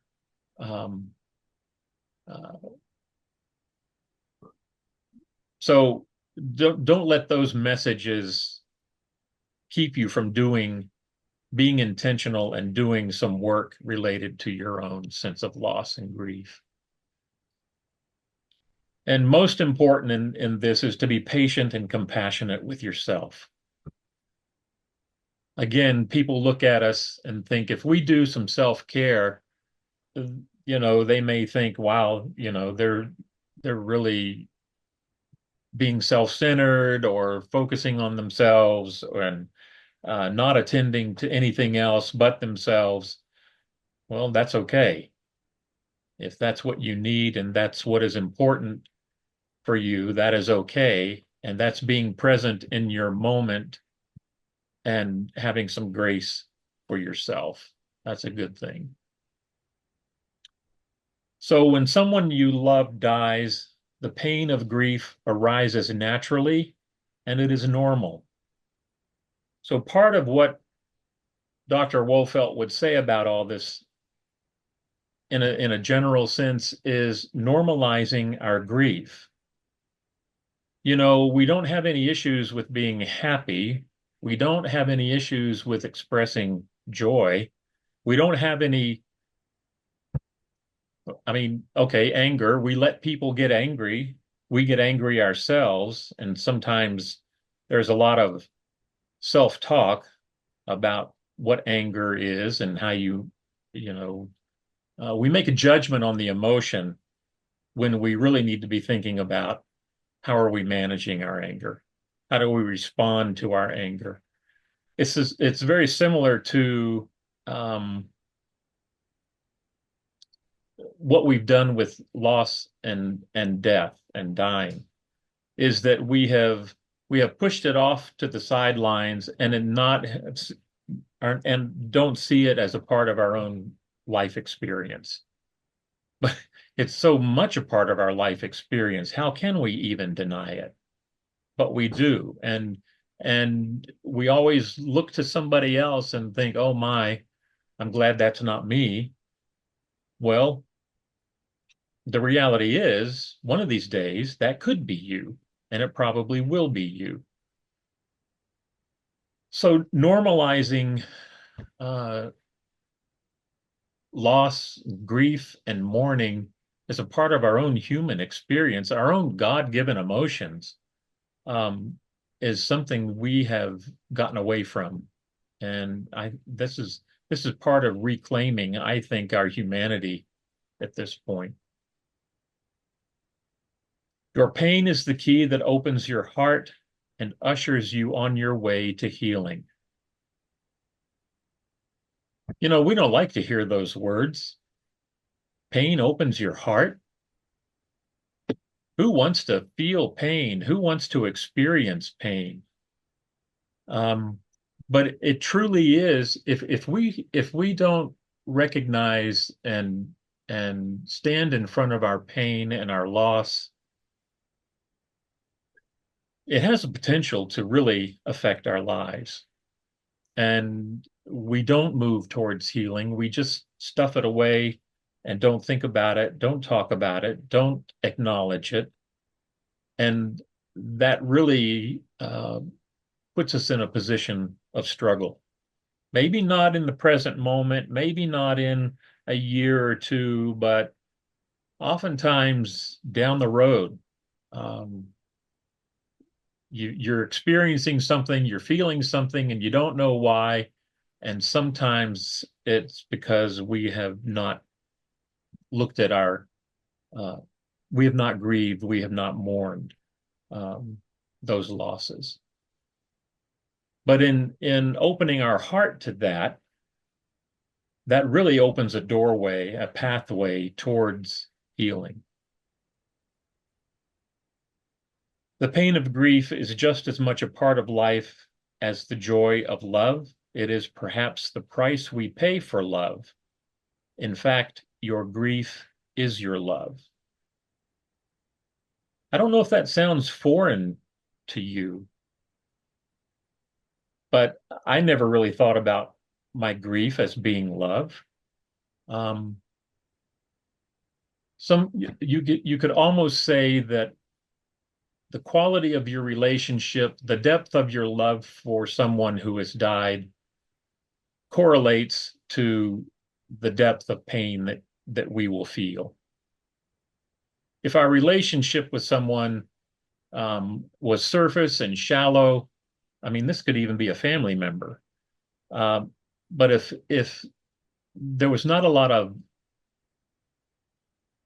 meaningful relationship, and that person dies, we may not feel a great deal of sense of loss.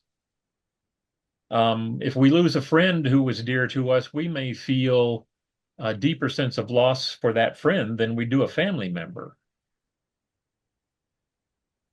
So the tenor and quality of our relationship with someone does affect our grief experience. And so this is part of normalizing our grief, that grief is just as much a part of life as joy is, sadness, or anger, confusion, whatever you're feeling, grief should be included in that list of feelings and emotions as well.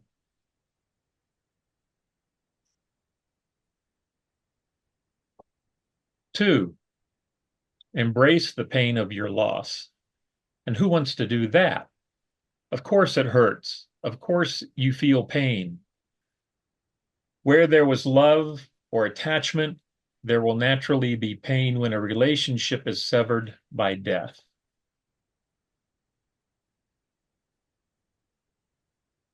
I think for the longest time, we've not accepted that as a part of our life experience, our daily life, about allowing ourselves to feel pain over the loss of someone or something, a pet.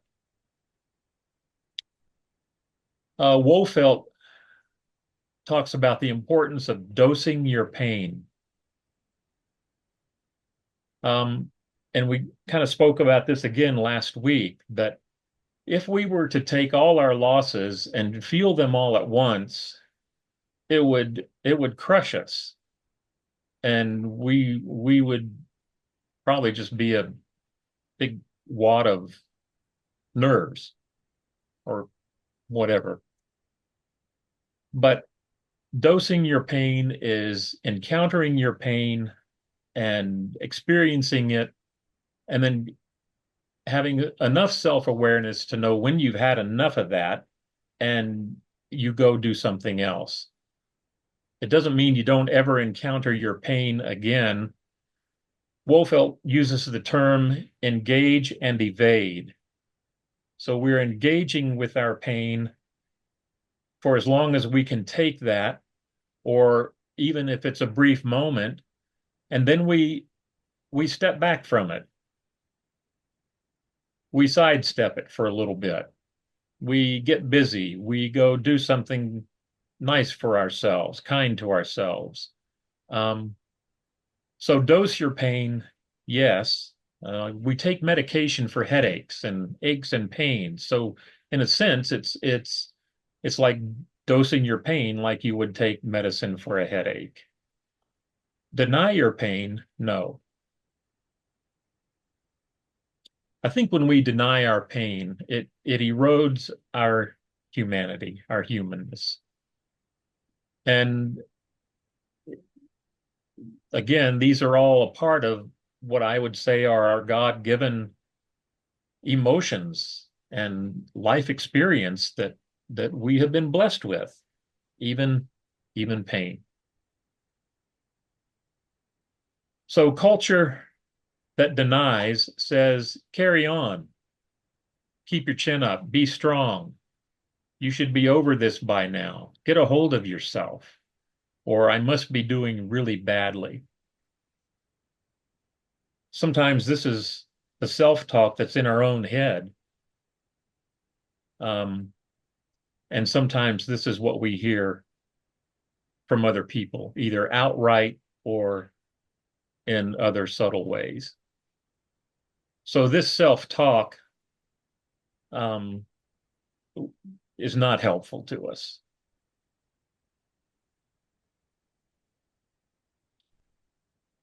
Be open to the presence of your loss. We've talked about that. The need for mourning requires us to embrace the pain of our grief. It is easier to avoid, repress, or deny the pain of grief rather than greet it head on. It is in confronting our pain that we learn to reconcile ourselves to it.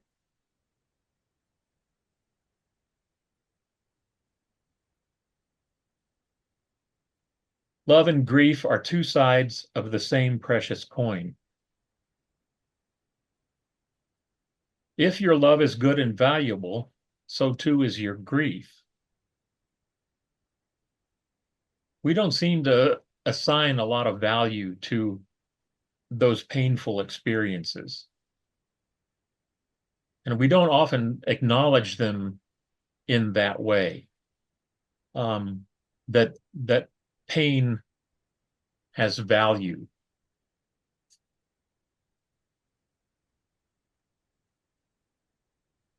And I'm trying to think of something I want to say about that related to loss, or the death of one we love. That's often what creates that pain for us. But there's value in going through that experience, as hard as that is. Normalizing our grief and mourning are a way of dosing ourselves.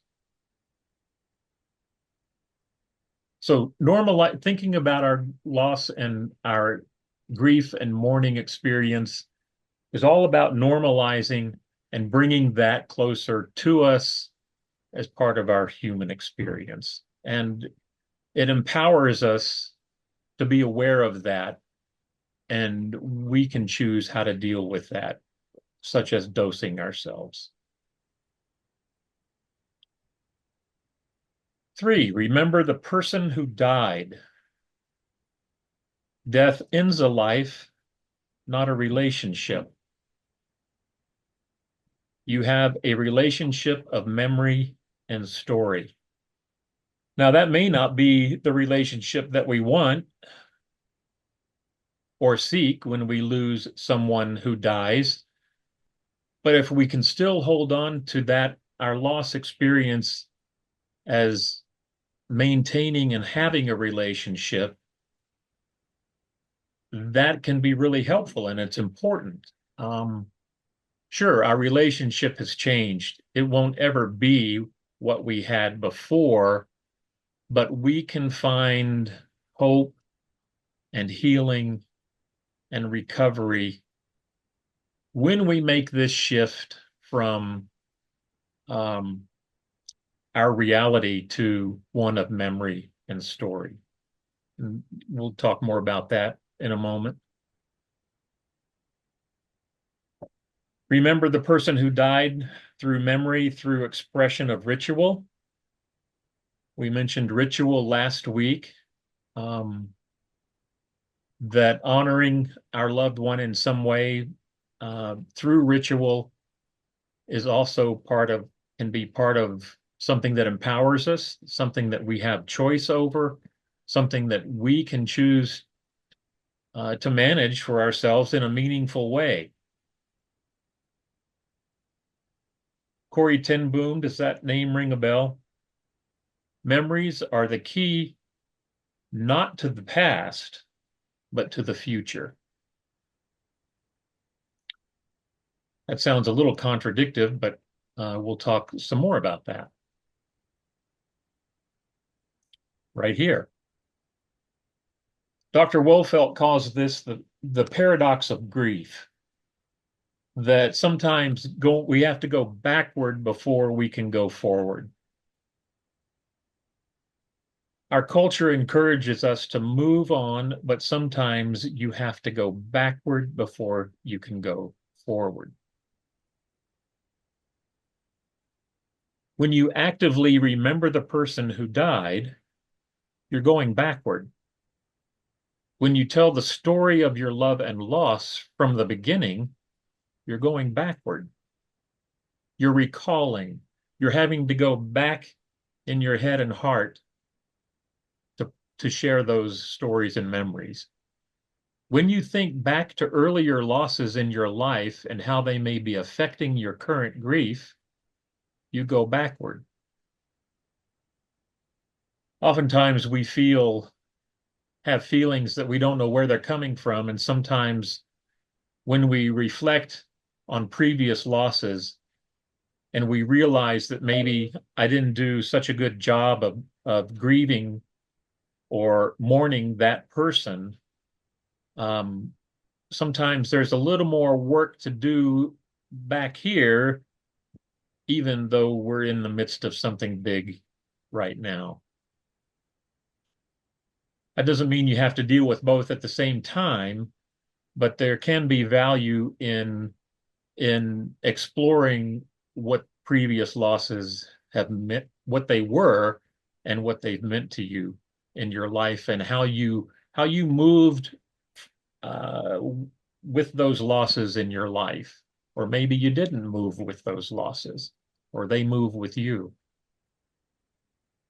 When you work on your self-identity and think back to old interests you may now want to revisit, you go backward. These and other backward-looking activities are a normal and necessary part of grief.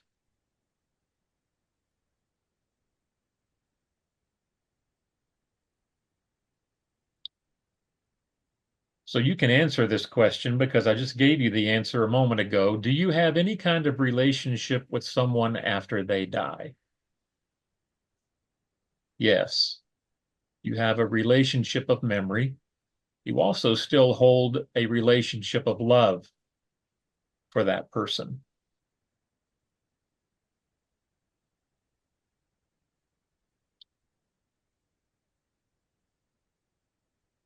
I want to talk about linking objects. Linking objects can be anything that belong to your loved one. It could be a piece of clothing, a piece of jewelry. It could be photos, recordings, favorite foods.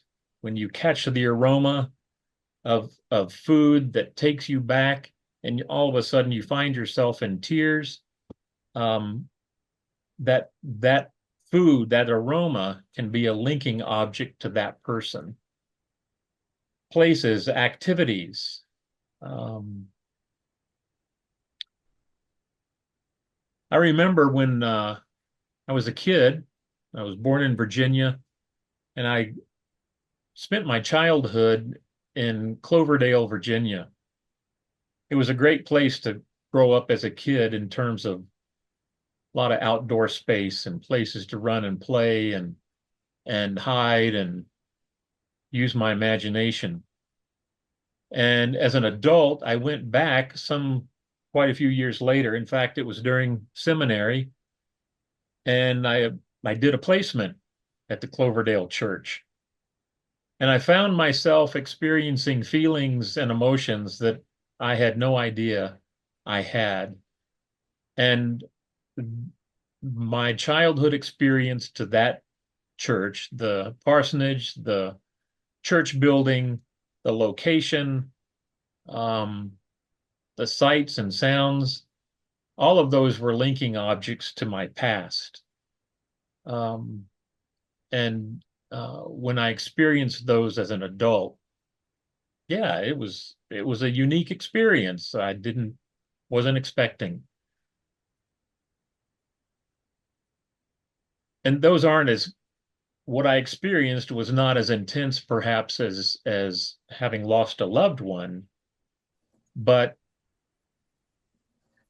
linking objects have an important place within our mourning, our grief experience, our journey. And maybe the word of caution here would be when we lose someone we love, sometimes people just get rid of everything right now, so they don't have to look at that and think of their loved one. Well, in some sense, that's a meaningful purpose for not getting rid of those things, is to think of our loved ones. But a linking object can be anything that catches you off guard, by surprise, or something that you intentionally hold on to. Sometimes it's a wedding band. Sometimes it's a favorite Bible. The list is endless and is personal to you and the relationship you shared, and to that person who is no longer living. So our relationship is one of memory, through stories, through looking backwards, and through things like linking objects. You have a relationship of memory, actively and intentionally remembering. And that looks like sharing stories, memories, good times, and even hard times. And they're about remembering the person who has died and serve as a form of mourning. A moment ago, I mentioned that mourning can look like any number of things, and mourning can be this experience of just plain remembering, going through photos, going through letters, going through your halls of memory on vacation trips or whatever that might be. And yeah, it may put you in a tailspin, and you'll have tears or maybe other feelings and emotions around that. But the expression of those kinds of feelings are really what is important. You know, some people are angry and they throw dishes and they break things. That's a form of mourning. Going for a walk can be a form of mourning.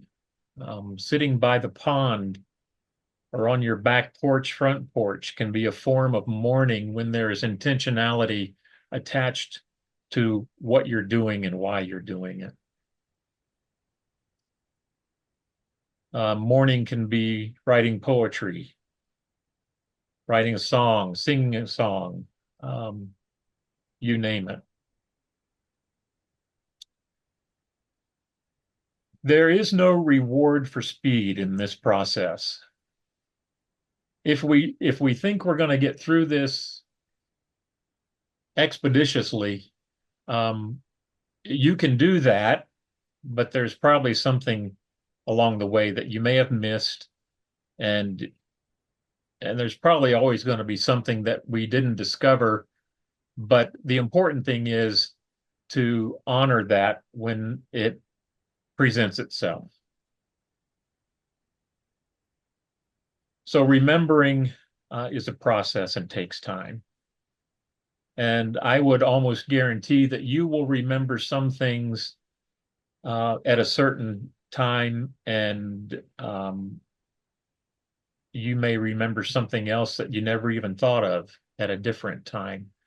And it's interesting what I've noticed with people, and Wolfelt would say this wholeheartedly, is that I think when we tell our story about our loved one,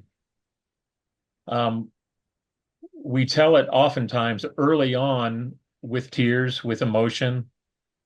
And as we work through this and we move towards reconciling our loss and our pain, and that moves us towards healing, we tell the story a little bit differently.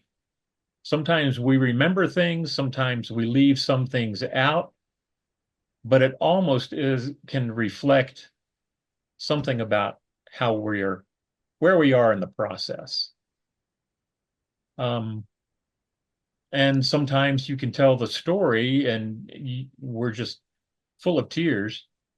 And then other times you tell the story and you get through it and you kind of surprise yourself. My sister died of colon cancer, 11,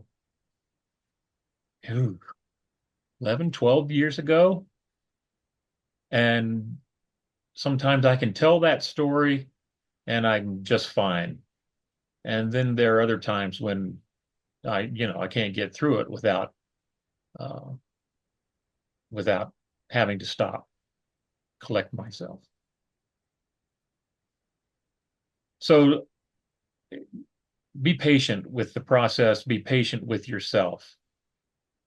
And remember about dosing yourself. I mean, you can dose yourself so much that it becomes hurtful and not helpful.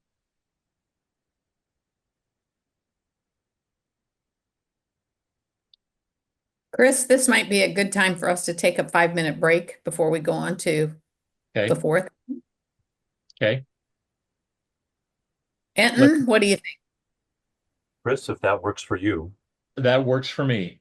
I'm just Yeah. gonna park it right here and we'll come back.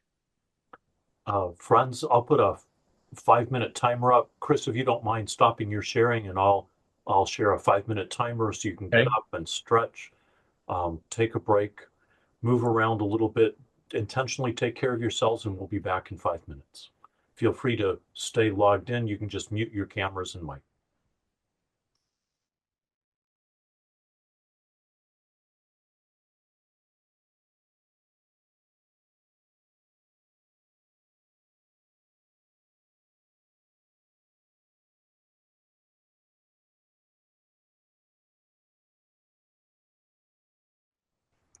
So, Chris, our break is over, and I think most people will be quickly regaining their seats. So if you want to crank up the PowerPoint again, we'll have to get you up to the right slide. Sure. And then you can launch us into the rest. Sure. Before I do that, I want to also recognize that sometimes this whole grief and journey experience is a luxury. It's a luxury that we have in this country, and not everybody in this country shares that. But when it comes to traumatic losses or losses of loved ones for whatever reason, and I'm thinking particularly outside of our country, I'm thinking of Israel and Palestine, I'm thinking of Ukraine and Russia, I'm thinking of Haiti, I'm thinking of you name the hot spot in the world. And oftentimes people don't have an opportunity to do the grieving, the mourning that could be most helpful to them because it's just mere survival for so many people. And I also want to recognize that that has been something of I'm not trying to make too broad a swipe, but something of a generational experience. So I think of my parents, I think of, my grandparents, and I think of their parents. And, when you are a settler crossing the prairies in a wagon train and you lose someone, a child or an adult or a spouse along the way,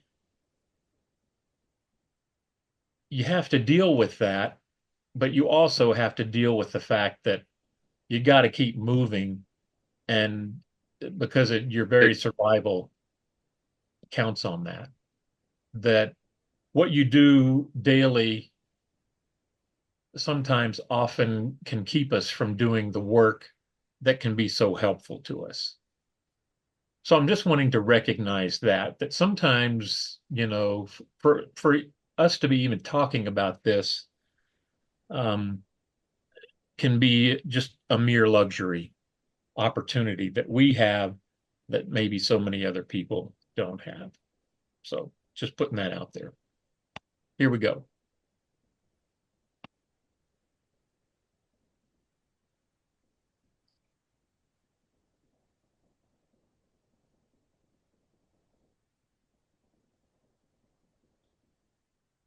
Okay. Gonna zip through.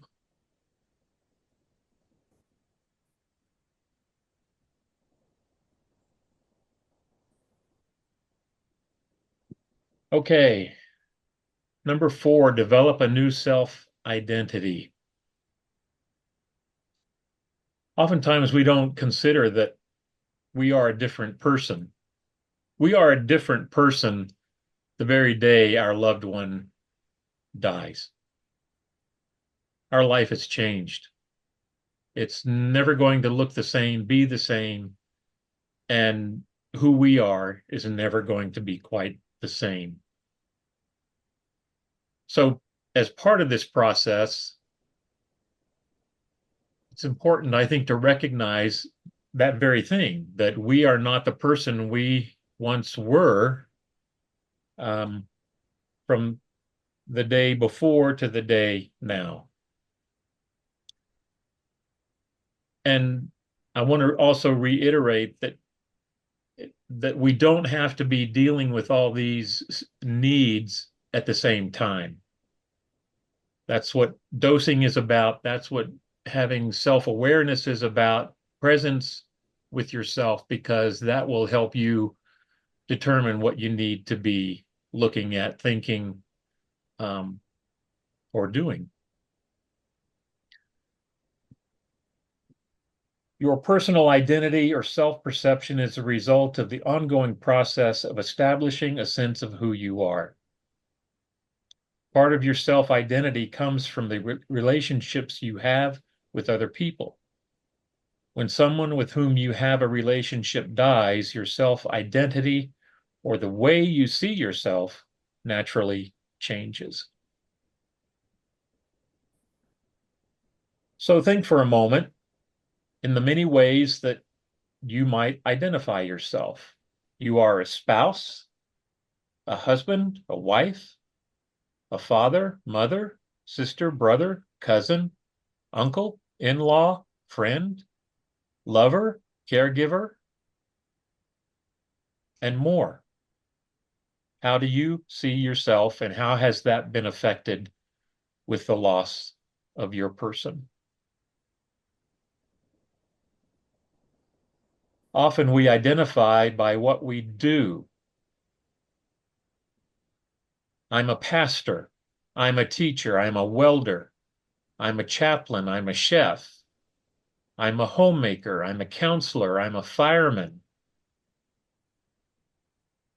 That's what we do, but that's not who we are. What happens to us when an identifier is exposed to change through loss, such as retirement or job loss or being let go?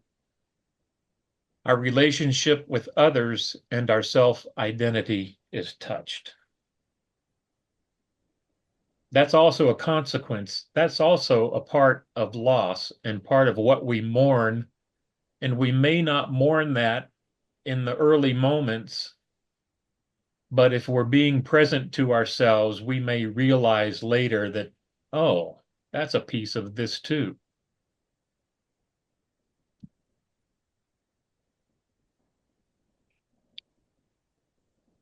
A death often requires you to take on new roles and responsibilities that had been filled by the person who died.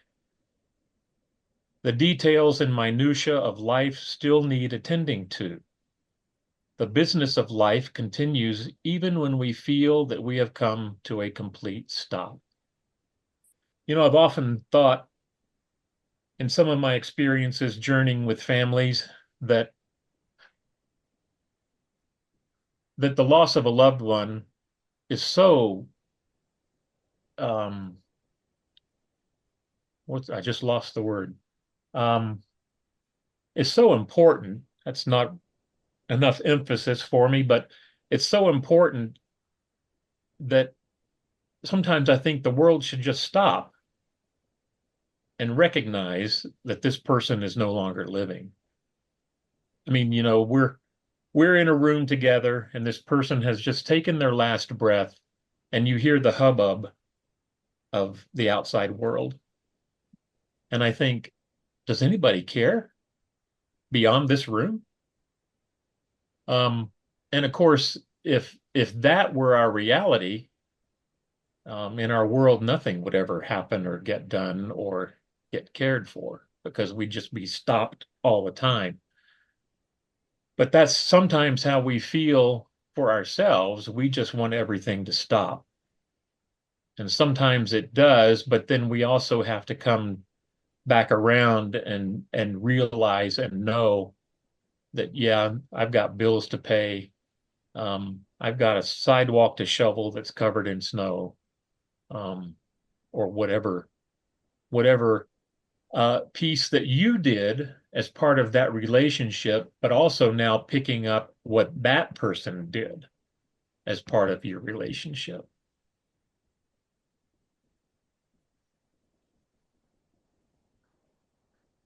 Search for meaning. Did I skip something here? Oh, okay. Search for meaning. It's normal to question the meaning and purpose of your life. You know, sometimes in our relationships, marriage relationship, it's such that the other person is our purpose. The other person becomes our purpose. And when that person is gone, we ask, now what is my purpose? So we've not only lost our person, but we've lost something of who we are. We've lost something of ourselves. You are reminded of your lack of control, leaving you feeling powerless.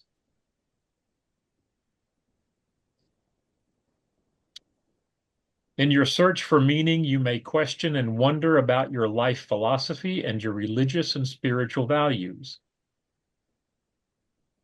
The caveat here is sometimes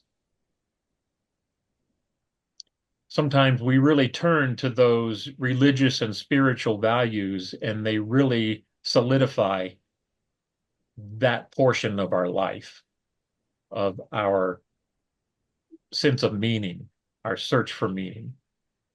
Other times, some people just, all of that falls away. Your search for meaning may encompass questions such as how and why. How could God allow this to happen? How could God allow this to happen to me or my loved one? Feeling distant from God or a higher power and even questioning God's existence are normal feelings of doubt. This is another area where we can be really hard on ourselves because we think that if we question and have doubt brought on by a normal experience in our life, in life, it may not be normal in our life, but it's an experience that we will have probably. I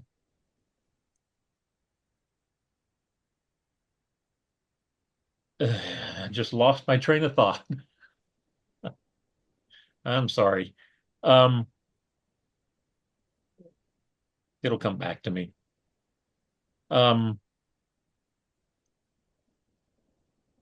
So early in grief, allow yourself to openly mourn without the pressure of having to have all the answers to profound meaning of life questions. Those will come later, or that you can look at those sometime if they push to the top. But these are pretty significant kinds of questions and a pretty significant place to be when you're asking about what is my purpose, what is my meaning. And this is also something where you have to dose yourself as part of your experience. And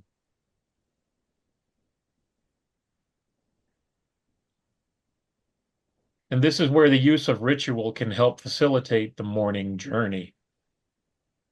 Intentional grief rituals and ceremony long after the funeral or memorial service that combine intentionality, action, symbolism, presence, heart, and spirit can give your grief divine momentum.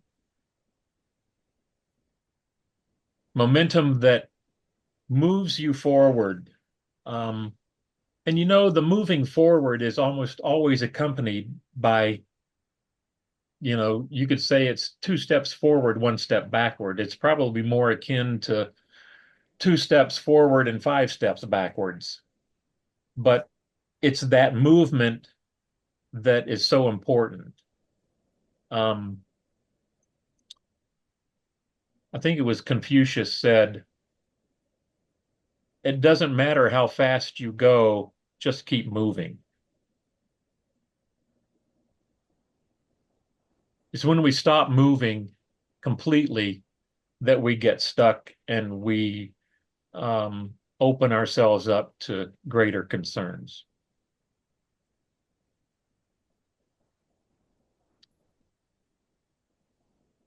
Death transforms love into grief and ritual helps transform grief into healing. The last one, let others help you now and always. Unfortunately, because our society places so much value on the ability to carry on, keep your chin up and keep busy, get past this, move on, many grieving people are abandoned shortly after the event of the death. You may hear it's best not to talk about it, especially with upcoming holidays. You don't want to be a Debbie Downer at the holidays. It's over and it's done with. Sometimes that is a statement that addresses the fact that we have things to do. And I think that seems to me to be a statement that is a holdover from past generations. It's over and it's done with. We got to load up the wagon and get moving. It's time to get on with your life. Well, you are getting on with your life. It's just not meeting somebody else's expectations. And what's the point of that? Meeting someone else's expectations. These are the type of messages directed at grieving people that all too often dominate the grief experience.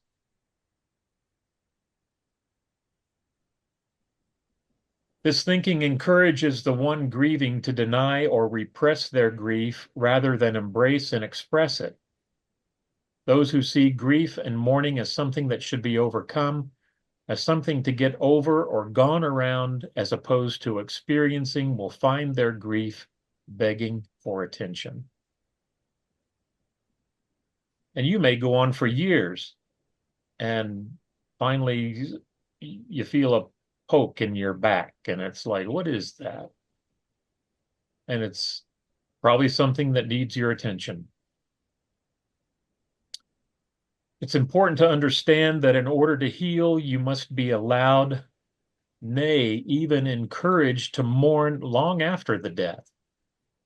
Mourning is not an enemy to be vanquished, but rather a necessity to be experienced as a result of having loved.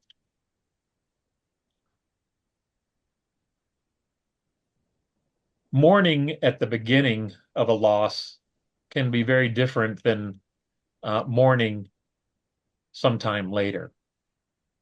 You may share common or overlapped experiences with tears. You may have something that's called a grief burst, where 10 years later, you find yourself in tears and you have to stop and think, why am I crying? What are these tears about? And then you realize it has something to do with the loss of your loved one, and it just came out of left field. In some ways, grief bursts happen when you experience a linking object. You're walking down the street and you smell a perfume or a cologne, and it's like all of a sudden you're a mess. And there's no reason to apologize for that. There's no reason to be embarrassed or shamed by that. They happen, and they're made to be experienced. And it may just be a quick moment. Or you may have to go back home and say, what was that all about?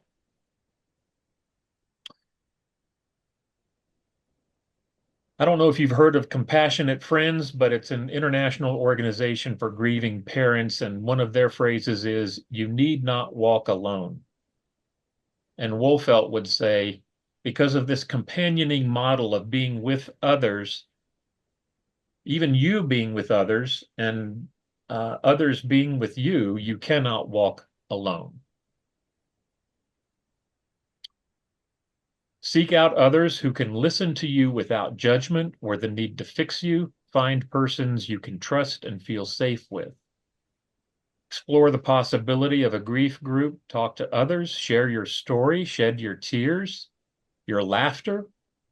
Go walk. Be angry. Even wallow. Be melancholy.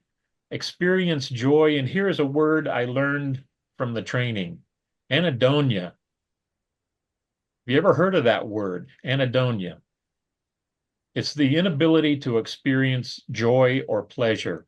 It's almost like depression light. It's not a clinical depression, but it's a depression that often can accompany this grief process.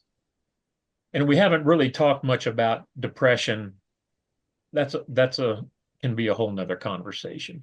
But depression is often a normal part of our loss experience as well, and it's almost experienced as anhedonia. It's whatever once brought you pleasure doesn't bring you that anymore. And that might be going to get an ice cream cone. That might be listening to a certain piece of music or something you did habitually together. Oh, look at that.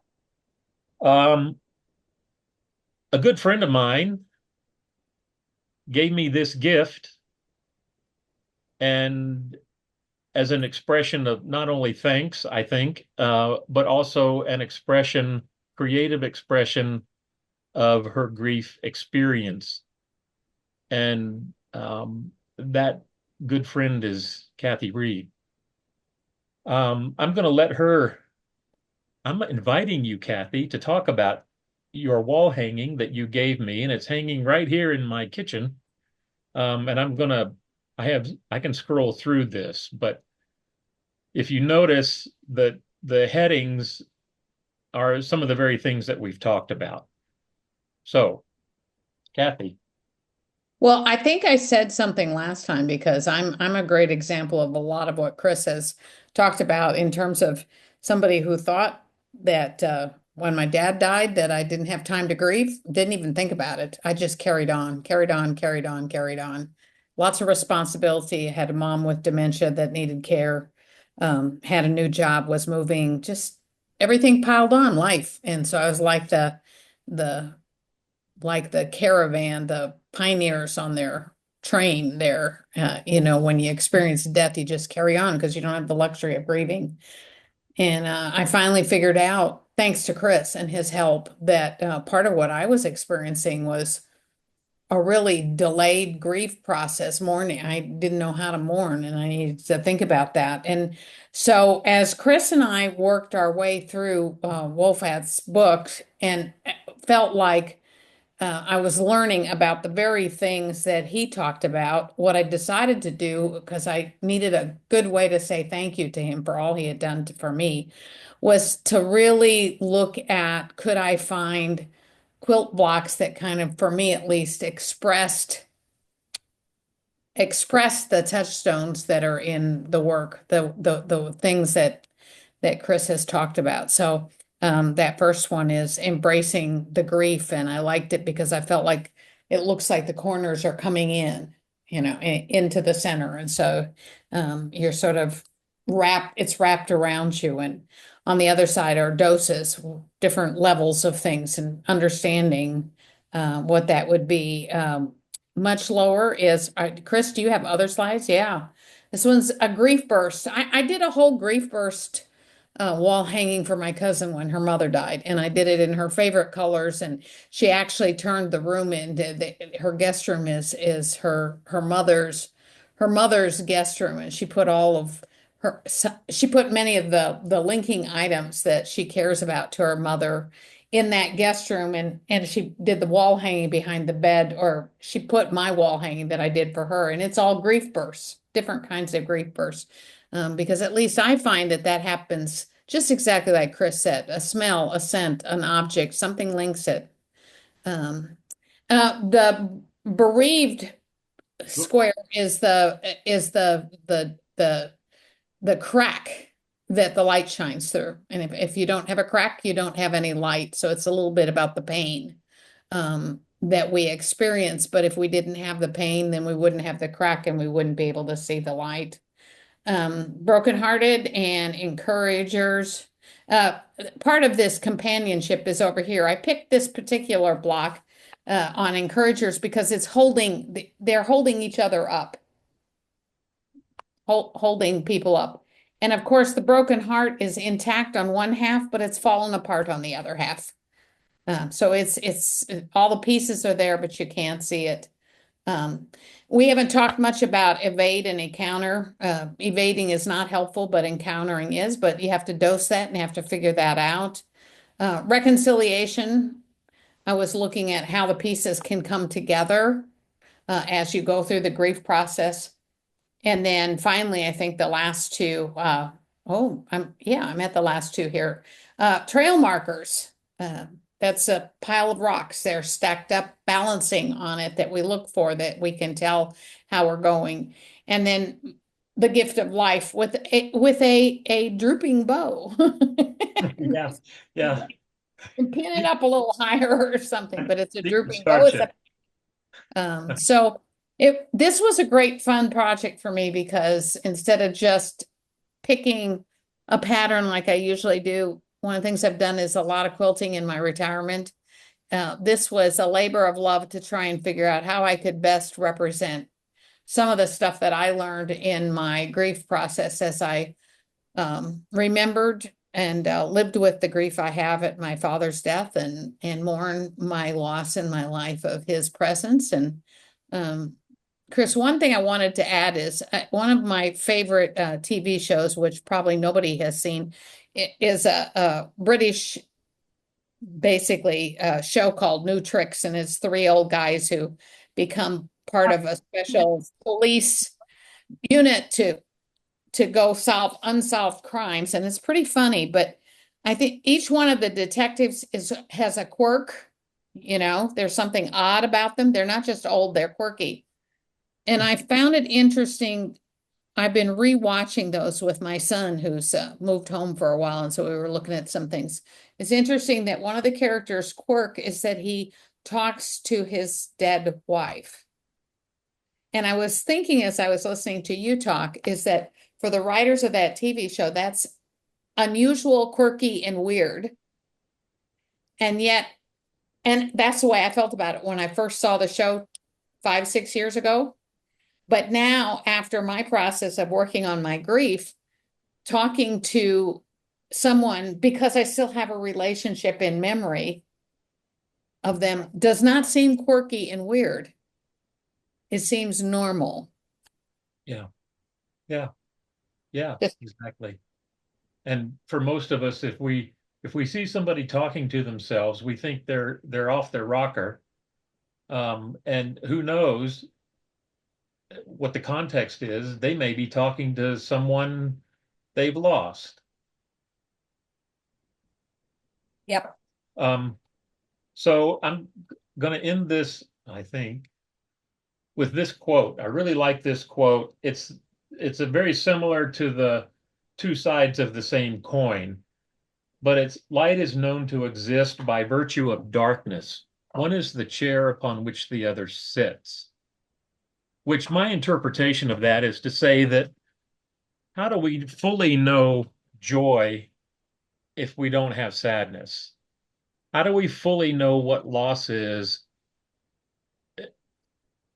Or how do we fully know what gain is if we don't have loss? How do we know what reconciliation is or grace without anger? This is what makes all of this such a meaningful, I think, part of our existence, a part of our lives. And we have, for a whole variety of reasons, relegated all that part of our life, human experience, to the sideline. And our culture, our society, and the sources for helping are much more expansive now than they used to be, even 10 years ago, even 15 years ago. More and more people are doing this kind of work and helping people in their grieving and mourning process. We just haven't given a lot of attention to the losses that we experience. You get 3 days off from work when you look at a time of death. 3 days. And then you're expected to be back to work 100% fully on and fully on board. I'm sorry. I'll stop that comment right there. We have all of 7 minutes left, and I'm going to get rid of the PowerPoint. And how do we manage the last 7 minutes? You know, if you have questions or thoughts or comments. I'd say, Chris, let's open it up, and we'll just encourage people to be concise so that we can all chat. And Bruce, why don't you start us out? Chris talked about letting others help you. My wife died just a little over 4 years ago, and a pastoral colleague wrote a note to me every month on the anniversary date of the month that she died. And that continues almost regularly now, not quite as frequently, but still, I unexpectedly on that anniversary month date, we'll get a message of remembrance and support. And it's a pattern that I have adopted to share with others who I know. I think that's really nice because oftentimes, you know, people's gestures of outreach fall away with time. But we need that continued support, and we can also give that continued support just like you're doing. And that can be so meaningful to people. Because it's they're not only thinking of you, but they're also remembering your spouse. Steve? I have two questions. I'll put them both out there. A lot of people make a significant difference between celebration of life and a funeral. And I wondered whether that makes grief more intense because of getting in touch with the depth and breadth of the loss, or less in depth. And then a lot of my thinking has gone to things that are not death experiences, the loss of a home through a fire or a tornado, the loss of a job, flunking out of school, the loss of a part of from a mastectomy or an amputee. There are just all kinds of things that are not the removal of a person, but a change in situation in our life. You're absolutely right. And while those things may not carry the weight or significance of the loss of a loved one, it is nevertheless a loss. And if we don't attend to those kinds of losses or recognize them or honor them, and we don't have to sometimes we don't have to do much but recognize them and name them. But if we don't do that kind of thing, then all these, you know, little losses like that will build up and build up and build up. And if we have not said boo to those losses at all, or not given any thought to them, then we somehow diminished ourselves, I think. And then we don't know why later down the road that we're upset over something that seems really innocuous or insignificant. And I'm not saying that's the cause of all, you know, that kind of a thing, but it's something to explore. How have, you know, the question for each of us is how have I managed, or how have I reflected and thought about the losses in my life, even losing a pocket knife that had special meaning, you know? And then back to the word celebration, I think, you know, celebration for me has two meanings. And the meaning that gets lost for most people is that is more biblical, where, you know, a celebration is not about a party and joy and laughter and everything. It's a celebration in that sense is ritual and honoring and remembering certain things. I think for people today, they think of the word celebration and they think that, okay, celebration doesn't include crying and anger and tears and things like that because it's a party. I don't use that word much anymore for those very reasons. One, because I think it's misunderstood that when we call it a celebration of life, it truly is for me in that biblical sense of honoring and remembering. And most people will think the other, and then all the connotations that go with what a celebration is and means. And so oftentimes the sadness, the pain doesn't get named. And that is just as important as remembering those wonderful times. And I'm not saying it has to be dwelt on. I do think it's important to recognize it, though. Thank you. Nancy?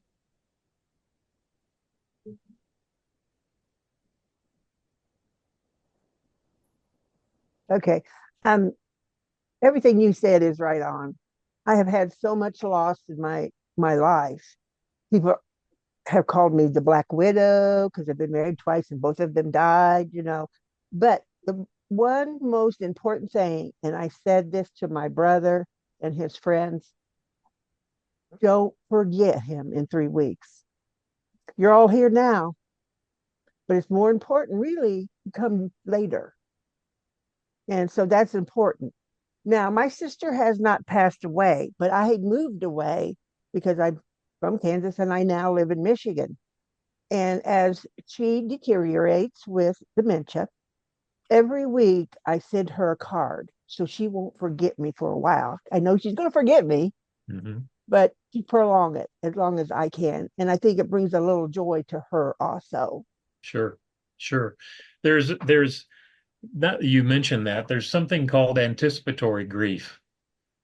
And that is when there is a protracted or a long illness or some kind of circumstance where something carries on for a long period of time. And we know what the end result is going to be, that this person will die. And so sometimes we feel on edge, we feel short with people, we feel short with ourselves, we get edgy, or we know we're off, and sometimes we don't know why we're off. And if it's that kind of circumstance, sometimes it can be the anticipation of the end. And so we didn't talk much about anticipatory grief, but that would be the long-term illness, a cancer or dementia or something of that nature. So, Chris, we need to wrap, I'm afraid, but Janine, you had your hand up. I didn't know if you wanted to quick sneak in. I'll pass because it's time to go. You know what? The invitation is, if anybody wants a follow-up question or conversation, you can email me and I'd be happy to respond in the best way I can. So, Chris, what's your email? How do we know that? Or do you want me to share that with my wrap-up? Please. Okay. So we'll wrap the course. I'll have the full recording of both sessions and send that out to you. And I'll also share Chris's email with you as I send that wrap-up up. So you'll get that within a day or two. We'll also have an evaluation that I hope you all take a moment to complete. That'll come from SurveyMonkey. I'll alert you when that's coming, but that helps us know how to improve our courses, as well as allows you to share ideas of what you might like to see coming up in the future. And we pay attention to that kind of feedback. I have a quick question. Go ahead, Steve. Can anybody update us on Sonia, what her condition is? Steve, I'll catch you afterwards. Okay. And so, Chris and Kathy, as you're wrapping the course, I want to make sure you have a chance to send us out with whatever final thought or summary or blessing you would like to send us with. Kathy, you got something? I think what I would say is I liked what Steve said about the many, many losses we have and the variety of things we have. And I think if we were to summarize these 2 evenings we've had together last week and this week, for each of us to be aware of the losses that we experience, the little ones, the big ones. Little ones prepare us sometimes a little bit for the big ones. May we all go a little more sensitive about losses and about the people around us who have experienced so many losses, because we said a lot today about what not to say to people as they're grieving. And we now know enough to be more thoughtful and know how to companion with people. And I think God will bless all of that work that we do. And I encourage you all to take this, and please don't hesitate to let Chris know if he can be helpful at all in any way, because I can attest to how thoughtful he is and how careful he is and wise. Thank you, Chris. And thank you all for attending. Yeah, thank you all. Thank you, friends. This concludes our course. I'll send you the recording, but thanks so much for being here, and we'll look forward to seeing you in future courses. If you want to stay and have a few more moments to chat, Chris and Kathy have agreed to stay for 3 or 4 more minutes, but feel free if you need to go about the rest of your lives to go, knowing that you're now better equipped to deal with your own grief as well as others. And Joanne, I see your hand up. Happy Thanksgiving to you all. You as well. Yeah. Thank you. Go in peace, friends.